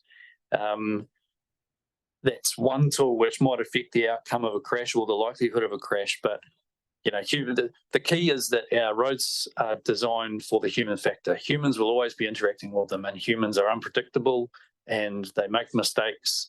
And even in spite of that, there's not a victim blaming sort of culture attached to road safety. We don't just say, oh, that guy was drunk and he died, or that guy was drunk and he killed that cyclist, therefore we don't need to do anything. There's nothing we can do. We throw our hands up and say, oh, well, there are things we can do that can affect the outcomes. And I guess the key one of that is speed. And that's been demonstrated through some of the speed reductions that have taken place on different roads around the region already. It's never a one-to-one correlation or causation between the way the road looks and feels and speed limits and why a crash happens. But there's this weird relationship that we need to acknowledge and kind of work with. Thank you, Councillor Ellis. Thank you, through you, Chair. Thanks for your report, Jamie. I just wanted to be quick. It's really a bouquet. You work in a very challenging area and your whole team works. I mean, you can see all through this report, the focus is on safety and getting our community from place to place in a safe manner. And, it's just reassuring that that's where our priority still lies. But I just also wanted to point out there's some feedback regarding the new pathway on McShane Road down from the Berryfield subdivision to Connings. Have to say what a major improvement for a relatively small budget that's on a temporary basis. It's phenomenal, and I get so much feedback about what a great quick solution that's gone into that while we're waiting for the ultimate solution in the end. So thank you very much. Thank you. Deputy Mayor Bryant. Thank you, Madam Chair. Just wondered if, Jamie, this is an appropriate time to talk to you about streets for people and transport choices, or is that more for project delivery? Do you want me to wait to project delivery? Don't mind.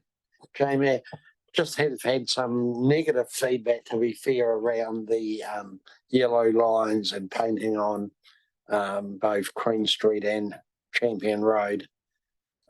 Just wondered if you'd had any thoughts around that, really, or any feedback. Through the chair, the team spent a lot of time last week. The wider project team spent a lot of time last week responding to service requests and feedback, shall we say, from people. I guess there's not much to add other than we expect that feedback to go on as this project goes on. None of it is terribly unexpected. I think when the councillors signed off the walking and cycling strategy, the discussion about the impacts on street parking were pretty well canvassed and discussed at length as one of the things that we needed to be prepared for. Having said that, we're looking forward to seeing people use it. We've already seen people use it, and just for anyone who has ridden it on a bike, I think they will really feel a big difference. And it's quite exciting to actually have some changes that have been a long time coming actually happen on the ground, and that always generates a reaction. We know this, but so far so good, and I just again encourage people to give it a chance. And I think what a lot of people miss in the immediate reaction is that the council does have a strategy around this. The reason it's being done is that the council has ambitious goals to double the percentage of people walking or cycling to work or school by 2030, and And the community themselves told us the number one thing we could do to achieve that is provide them more cycle lanes and places to do that safely. So I think it's important to keep reiterating that. Correct. Was there any consultation done with the adjacent householders, landowners prior to the being put down? Yeah, they were kept informed about what was happening and when. Yep. And we took particular care to engage quite deeply with businesses, especially up at the Henley store up near George Street by the Sprig and Fern, and with the antique shop, and really tried to make sure that the design that was implemented sort of met their needs particularly. Yep. Thank you, Madam Chair. Councillor Dowler. Just like to comment on the tent at the Mott Show on the weekend, where I went and spent a few hours standing there with the guys talking about speed management. Very successful day. I compliment Dwayne and Bill for their part. They dealt with the people who came up very well. I enjoyed it myself.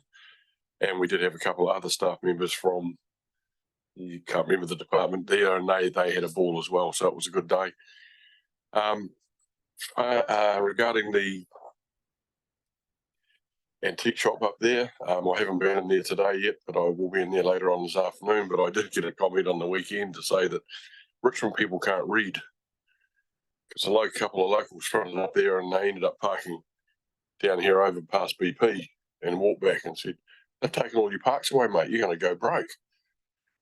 And the staff member took him outside and says, "There's a big sign here that says antique shop parking down the driveway, and council have really gone out of their way to help us with that." And they just looked and went, "Oh," and they'd driven up and down the street twice trying to work out where they were going to park.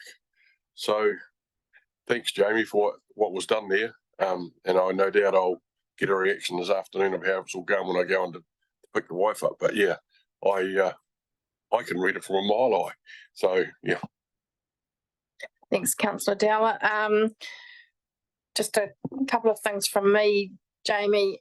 I mean, I think of all of the council's area of work over the last 12 months, I think it has been particularly challenging for your team. And, I'm really thankful for your professionalism and calm manner and fronting up here to this committee and answering our questions. You've done a great job. I'll be able to supervise that work over at the Kaiteri on Mutton Farm Road if you're doing it the last 2 weeks of January. So I hope that's up to standard.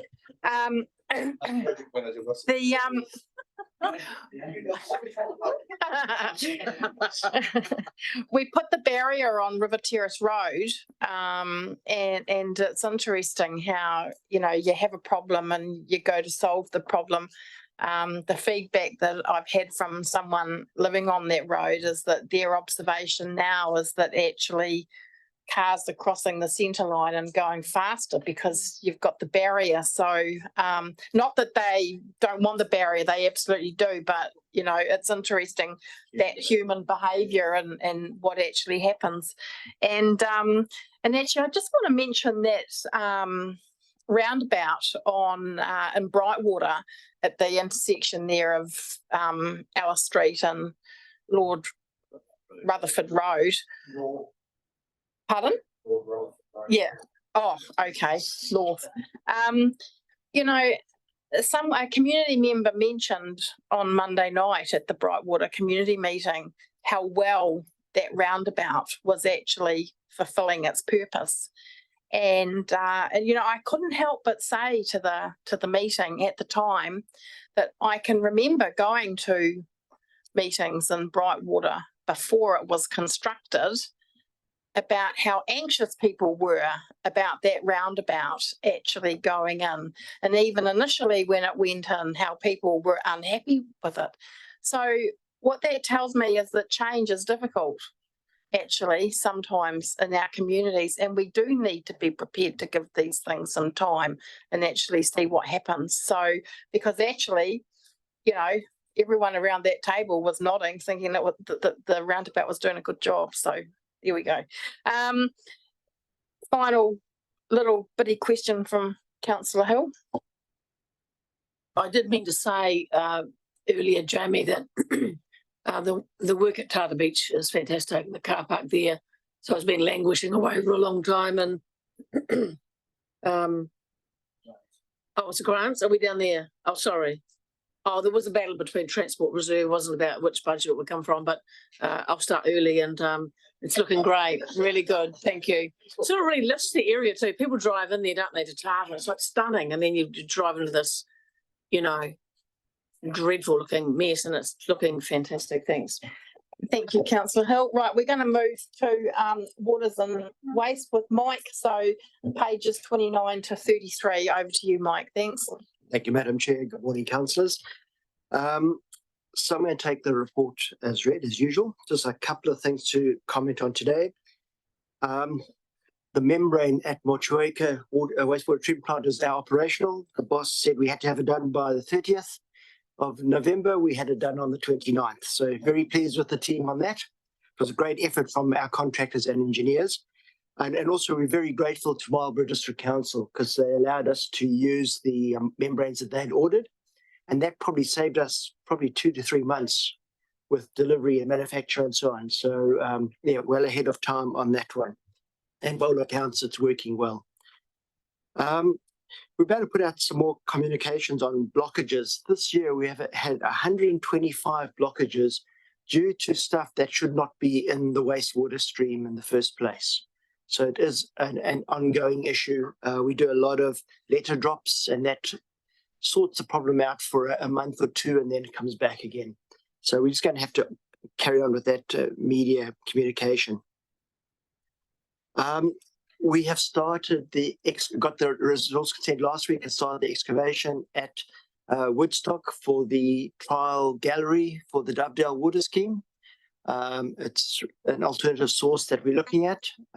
So the initial excavations, there's some water seems to be pouring in there quite well. By the end of next week, I think it is, we should have it operational and we'll start the testing. And I'm hoping to have that run through at least until June. So it'd be good to have a dry weather test and see how low the river gets.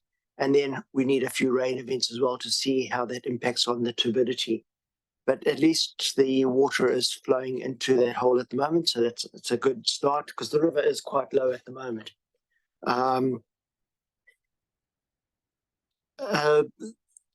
We also are running some yield and water quality tests at Wakefield because we're having problems with the gallery, as you're probably aware. We've had a few issues this year. The old gallery is, we think, quite silted up and we've got reduced. We've got a consent to take 1,800 cubic meters a day. At best, we can get between 1,200 and 1,300. So we've found an old bore on site that was abandoned quite a few years back. We've pulled it apart. And it's quite close to the water treatment plant, so we can easily connect to it. It still had the submersible pumps in there.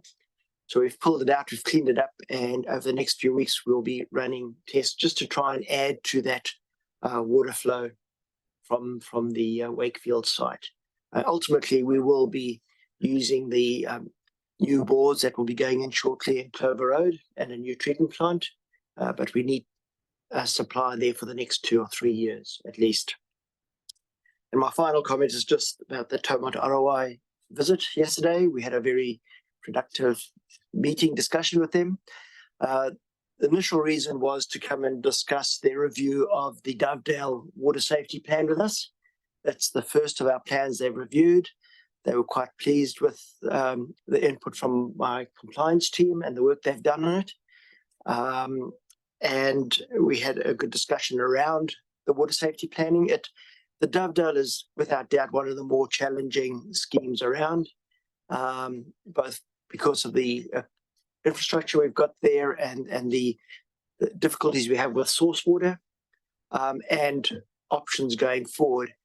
And we had quite an open discussion about stock water and levels of treatment and alternative options.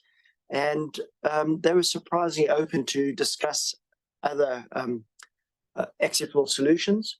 And so we're looking forward to continue those discussions in time. So we took them to the Dovedale scheme, the 88 Valley scheme, and also the new bore site in Clover Road. And I think really opened their eyes to the issues that we face on these rural schemes. You know, we've got a population of 16,000 in the Richmond catchment, and we've got a population of 650 with 160 kilometres of pipeline in the Dovedale catchment. So you're looking there at about a connection every half a kilometre, whereas in Richmond, it's a connection every 20 metres. So quite a difference in the scale of what we have to deal with and the mileage or the distance to be travelled to run these schemes. I was really pleased at the start of the scheme. They brought in two of their technical people that have joined them over the last year. And they're both people that have had extensive experience in wastewater and water treatment and water operations in local authorities. So, you know, they seem to be attracting some good people with good relevant experience now, and had good technical discussions with them as well. So, yeah, I think the relationship is good with Taumata ROI, and we look forward to working with them going forward. Thank you, Madam Chair. Thank you, Mike. Appreciate that. So we can pass over to questions. We've got Councillor Walker and then Councillor Mailing. Yeah, thank you, through you, Chair. Thank you for your report, Mike. Great news regards the Motueka waste treatment plant. First question is, are we going to continue to monitor it for a bit to make sure that there's no hiccups? And the second part is, does TDC get involved in the correspondence with regards to when the rahui will be lifted? I know that that's iwi and health. Where does TDC sit with, because I keep getting asked, when will it be safe to eat our shellfish from that area? Thanks. Through you, Madam Chair. So on the first question, yes, there is a stand down time that health have previously indicated, that probably 28 days from when the new system is operational. We are continuing to monitor the receiving environment. I think the results so far have actually been quite good. We haven't had any major contamination concerns with what we're monitoring. Of course, the wetlands, the old wetlands that we used, acts as a filter and does quite a good job, as it did for quite a few years. In terms of the rahui, that's a discussion with iwi.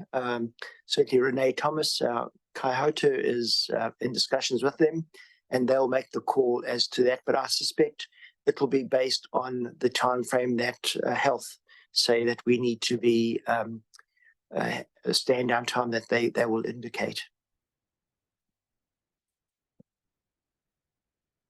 Councillor Mailer. Thanks, Madam Chair, and Mike, thanks your report. In your discussions with Taumata ROI, are they conducive to an extension in that timeline for protozoa? And two, do you think they'll have a better understanding now after you've taken them on a tour? I hope you're talking to a couple of wineries as well on the way, which might help. They are definitely open to discussing things with us and understanding our position. There are alternative options on that directive is the start. We've made it very clear to them that we've got a 3 to 5 year plan that will be far more cost effective and probably produce better quality in the long run if we continue with our strategy. And they understand that, but it's a question of us putting that forward to them formally and them accepting it. And they've got, trying to think what the term is they use, but there certainly is an opportunity to extend that deadline based on what we can and can't do. But then we will be locked into a new deadline, whatever that is. But certainly they seem to be far more accommodating than some of the initial indications that we had when they first started up. And as I say, I was quite impressed with how they're willing to listen to us and work with us. Yeah. Thank you. Councillor Hill, then Councillor Dowler. Thank you, Chair. Fat blockages, it just sounds dreadful, doesn't it? But it sounds like there's something continuing down there at Waitapu Road that is that the case that blockages are a recurring issue in this pipeline? What does that mean? Does that mean that there are some people that just they're fat down the loo or something? I can't even begin to imagine taking a saucepan near the toilet. Really, through you, Madam Chair. Where there's flat blockages, often it's potentially a restaurant or some sort of food supply or something, or chips or takeaways. And we do try and track them down because they should have oil and grease traps. And often it's oil and grease traps are either non-existent and they've somehow been skipped, or they're just not maintained. Maintenance is an important part. They need regular maintenance, and often they get full of oil and grease and then they just get bypassed. So it's a question of following up and trying to track down where that's originating. We've had the odd unusual one that's come from a residential area, so I'm not sure if they're running some other operation on the sideline, or I'm not sure where it's coming from, but yeah, we do try and track it down. So in terms of Waitapu Road, then, you're talking about restaurants and cafes in Tākaka Township and are blocking up down there, potentially. I'm just thinking about where you go to, how do we approach the restaurants and cafes? So if you can leaflet drop in a residential area, but are we actually going to the cafes and restaurants and saying, look, could be coming from your place? I just don't know what the setup is there. Yeah. We work with our public health officers on a lot of these as well, and our trade waste team continually monitor a lot of these problem areas. But yeah, I don't know the details on that one, and I'll come back to you as we discover more. Yeah. Councillor Dowler, then Councillor Kinmont. Yeah, just about the additional storage tanks we're going to be putting at the Motueka Recreation Centre, the bore site there.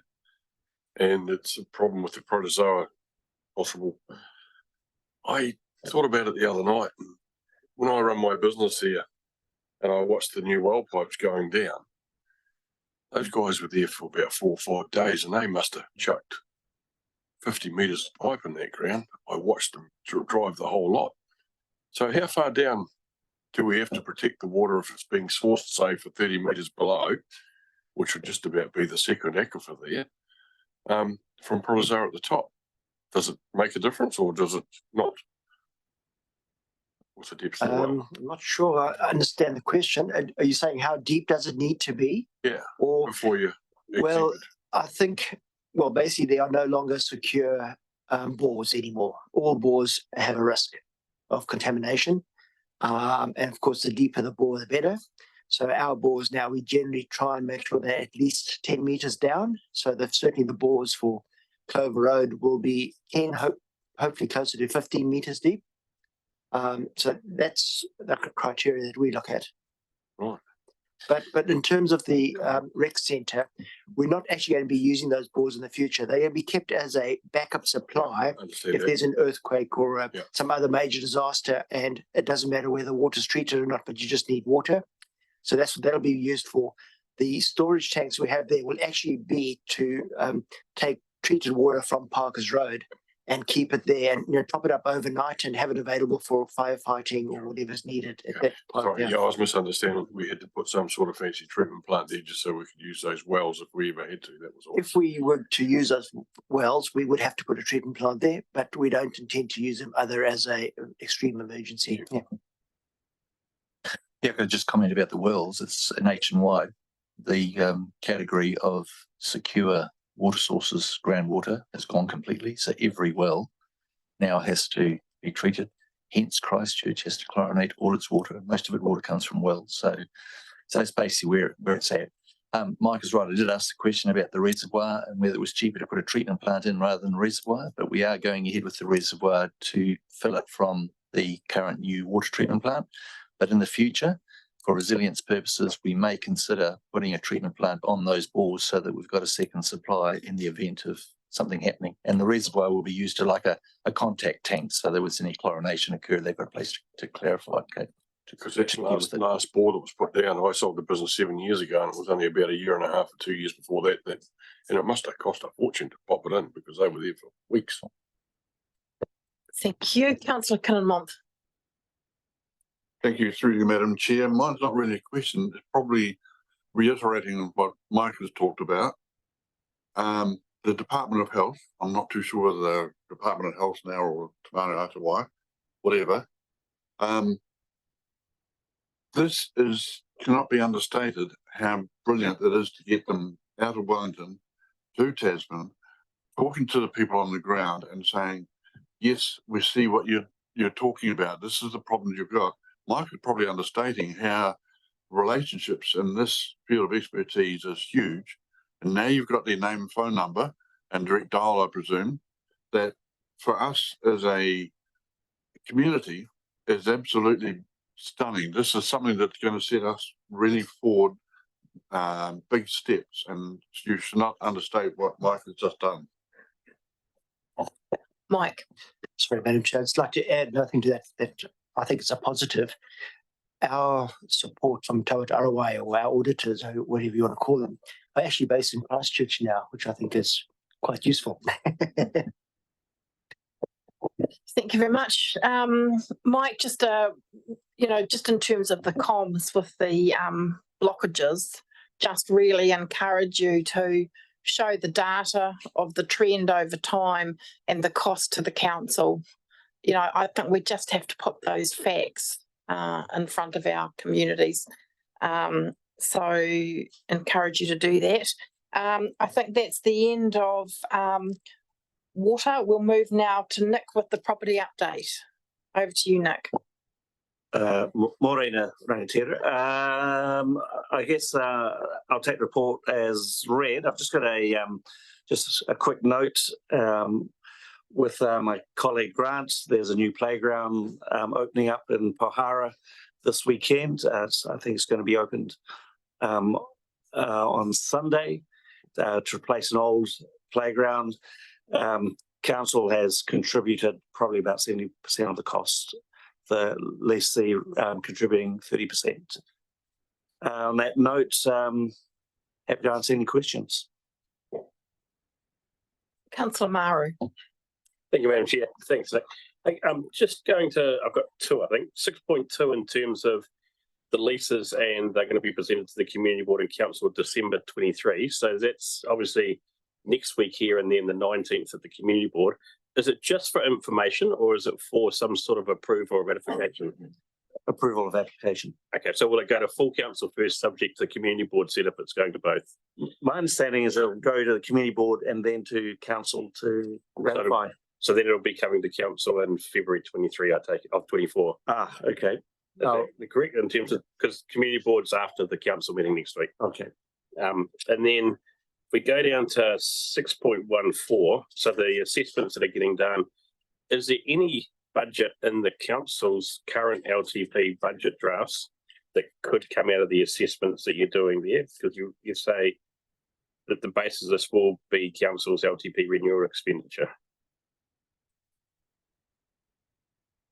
So currently, is there any budget, guest budget in the current LTP that we've been reviewing to date for any works that may pop out of those property reviews?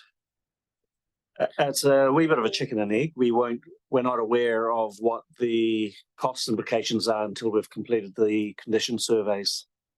So at this stage, I take it that there's no budget in the current LTP. Yes, correct. And then there is one last one, and the Quotable Board councillors met with you the other week.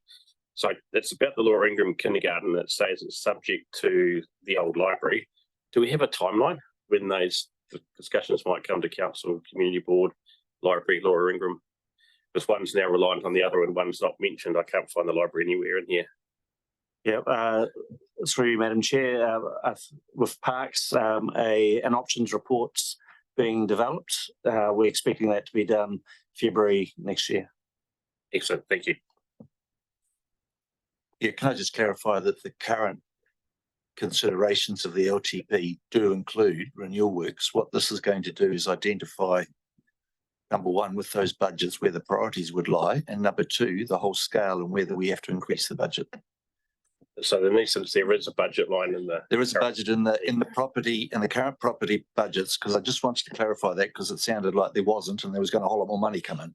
There is some in there for renewals, but it's not obviously not going to be enough to do what we need to do. So once this work has been done, we'll then work with you on prioritising how that money is spent to do those renewals. Councillor Hill? Yeah, just some small things. So in terms of the Motupipi footpath, negotiating with the landowner there, have we got a sort of little update on how that's progressing? Yes, we've got a draft agreement that Fonterra are reviewing at the moment. It's probably fair to say that they're taking a bit more of a commercial approach on this one at this point, which is fine. So we're just working through with that on them. We have approached on the basis that we would do a right-of-way lease, but because of the complications around that and compromising them, we've actually said to them that we may be prepared to actually purchase that strip of land for the footpath and widen the road through there. So that's options on the table as well, but they've got to come back to us and let us know what that is, and then we'll debate what sort of dollars are involved in it. But that's, we've asked better off funding, because we're not going to get it done by the 31st of December. We explained to them the process we're going through and they've allowed it to be extended out. So, we're hoping to get agreement with Fonterra and then build the footpath. Okay, because that was my next question, was the funding's at risk. No, we've actually asked DIA and said, listen, this is the problem we've got. We're trying to negotiate with Fonterra on that. And Fonterra, we're dealing with their head office in Hamilton now. So it's and their commercial and lease business manager. And obviously they've got a lot of property around the place and they just wanted to make sure that they follow due process, which is kind of, yeah, it's in a different space than what it was initially. Yeah, that's a shame, isn't it? Because actually it's right by their plant, and you know, in these big outfits now, we don't get so much not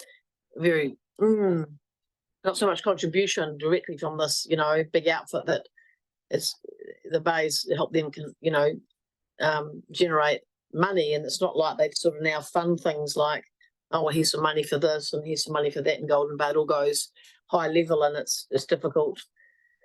Anyway, good to know that.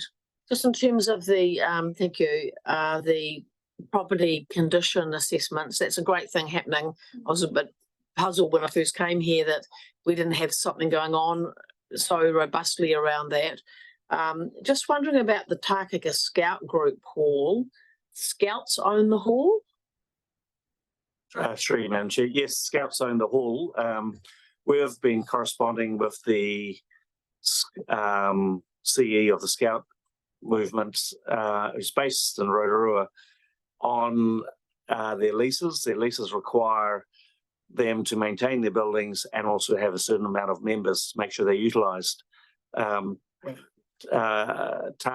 Hall is one of those that is likely to be relinquished due to poor maintenance and lack of use. So we'll have it. It'll end up coming to council. Possibly. There's some negotiation involved. If council want it, we could probably take it. Okay. Be great to be in the loop around things possibly happening there. And just wondering what on earth's at 6 Elizabeth Street, Collingwood.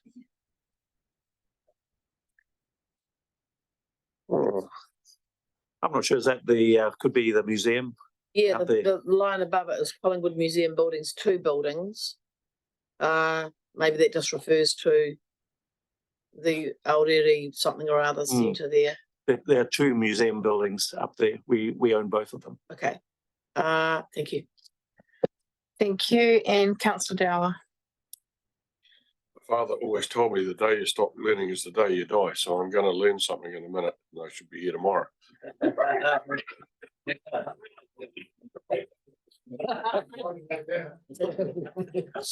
11 Waverley Street. I need to ask the question.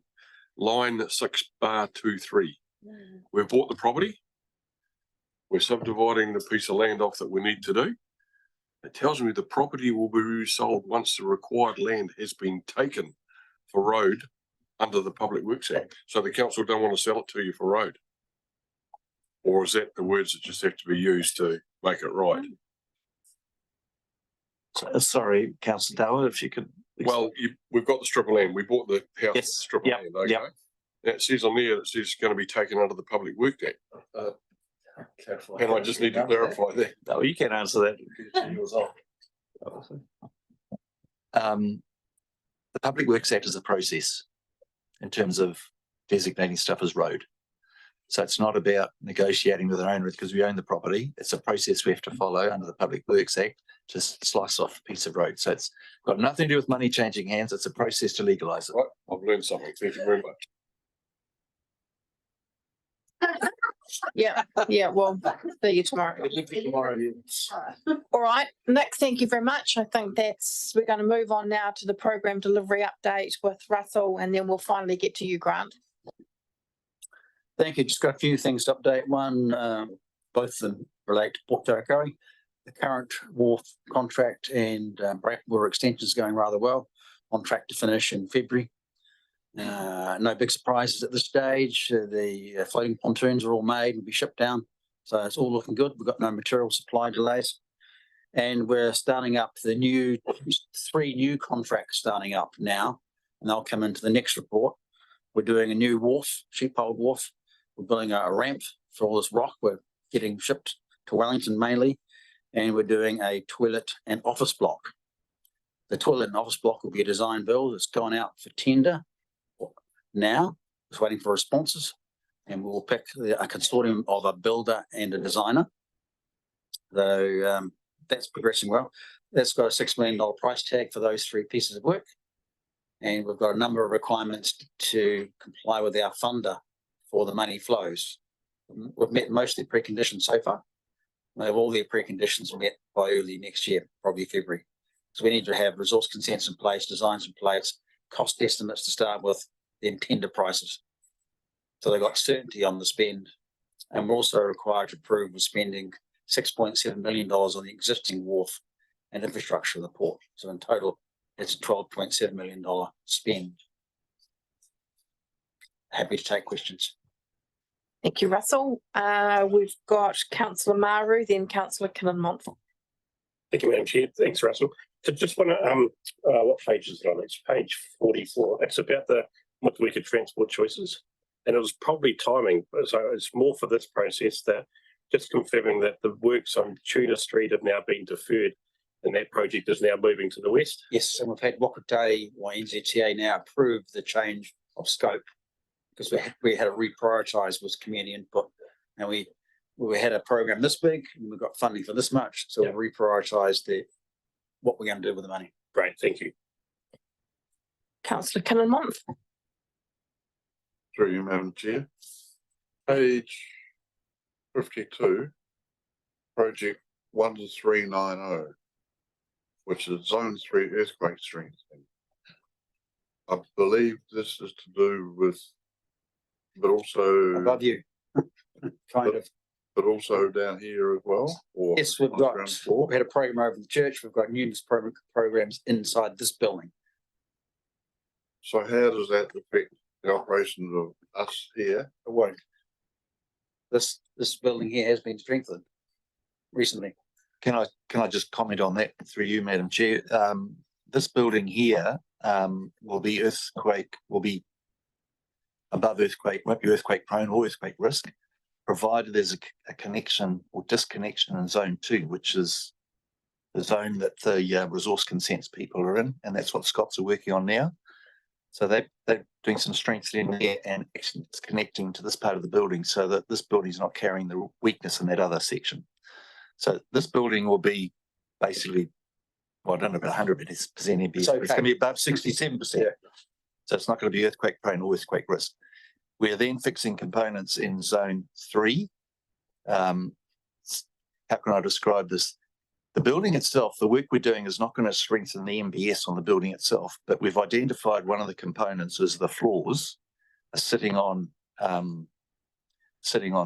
little steps that if the walls move laterally, they collapse, potentially. Now, it's a very low risk, but the risk is there. So what we're doing is we're actually putting in steel beams under those to support. So if anything does happen, a major earthquake comes and they do slip off the seats, they're going to drop onto those beams and staff will be able to get out people will be able to get out, but obviously the building won't be able to be used afterwards. So it's mainly just a protection on specific components to give us the extra 9 or 10 years that we need to operate in this building before we get a new one. So that's the work that's being done now. So the church building's been strengthened, and we're moving into zone 3 in the new year. People moving out, and that's the last bit of work, I think, isn't that right, Russell? Because zone 4's already been fixed. Yes, and correct. so that's basically that's basically what that's about. Okay, could you clarify for me then?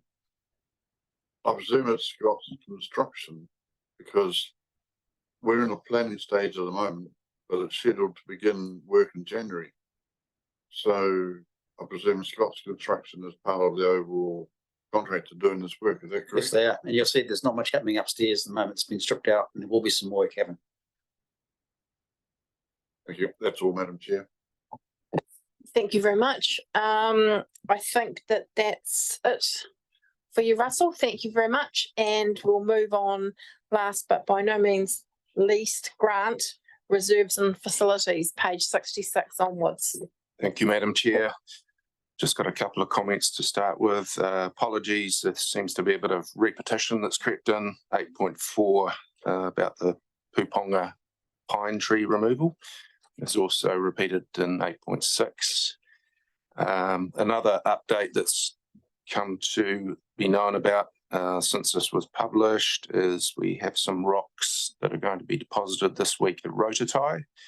So that was request from Forest and Bird, and it was in relation to protecting nesting birds from vehicles accessing the beach there. So they're 6-ton rocks that will be placed at the entrance, the main entrance to the beach.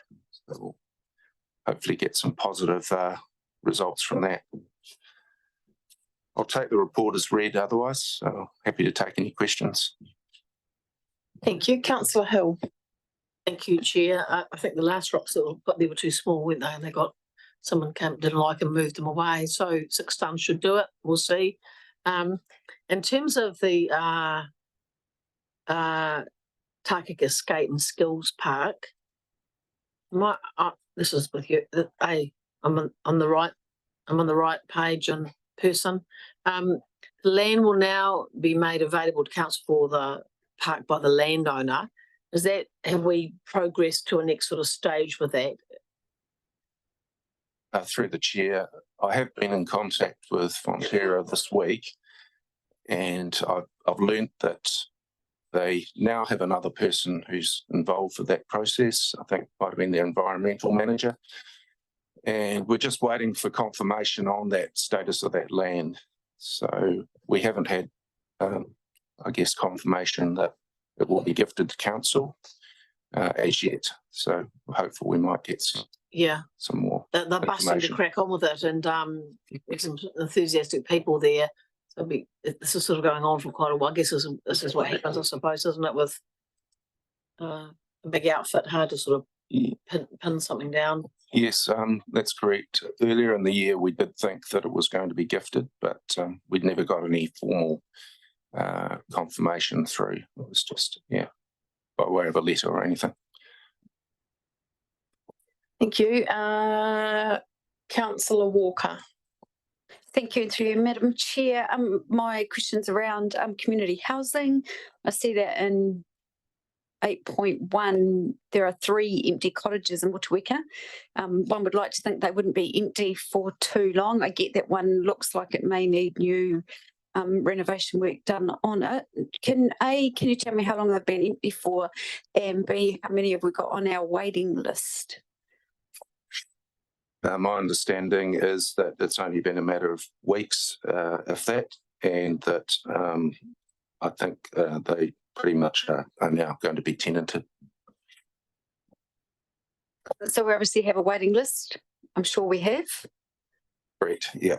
Cool, thank you. Thank you very much. We're looking for someone to move the resolution, moved by Councillor one of those 3 along there. Hill and seconded by Councillor Maru. If there is nothing further, I will put that resolution. All those in favour, please say aye. against, that is carried. If I could just, perhaps because not everyone's here, express my thanks, Richard, to you and your team for all the work that's happened over the course of the year, and look forward to resuming in the new year. So thank you very much, everybody. Thank you, councillors. And could I ask Councillor Hill to do the closing karakia, please? Thanks, Chair. A karakia tātou. Kia hiki te kōrero, kia wātia, kia mama te manawa o te tangata. Kia ki te ara mō tātou e ora nei. Ko rongo ki runga, kia tina, hui e, kia ora.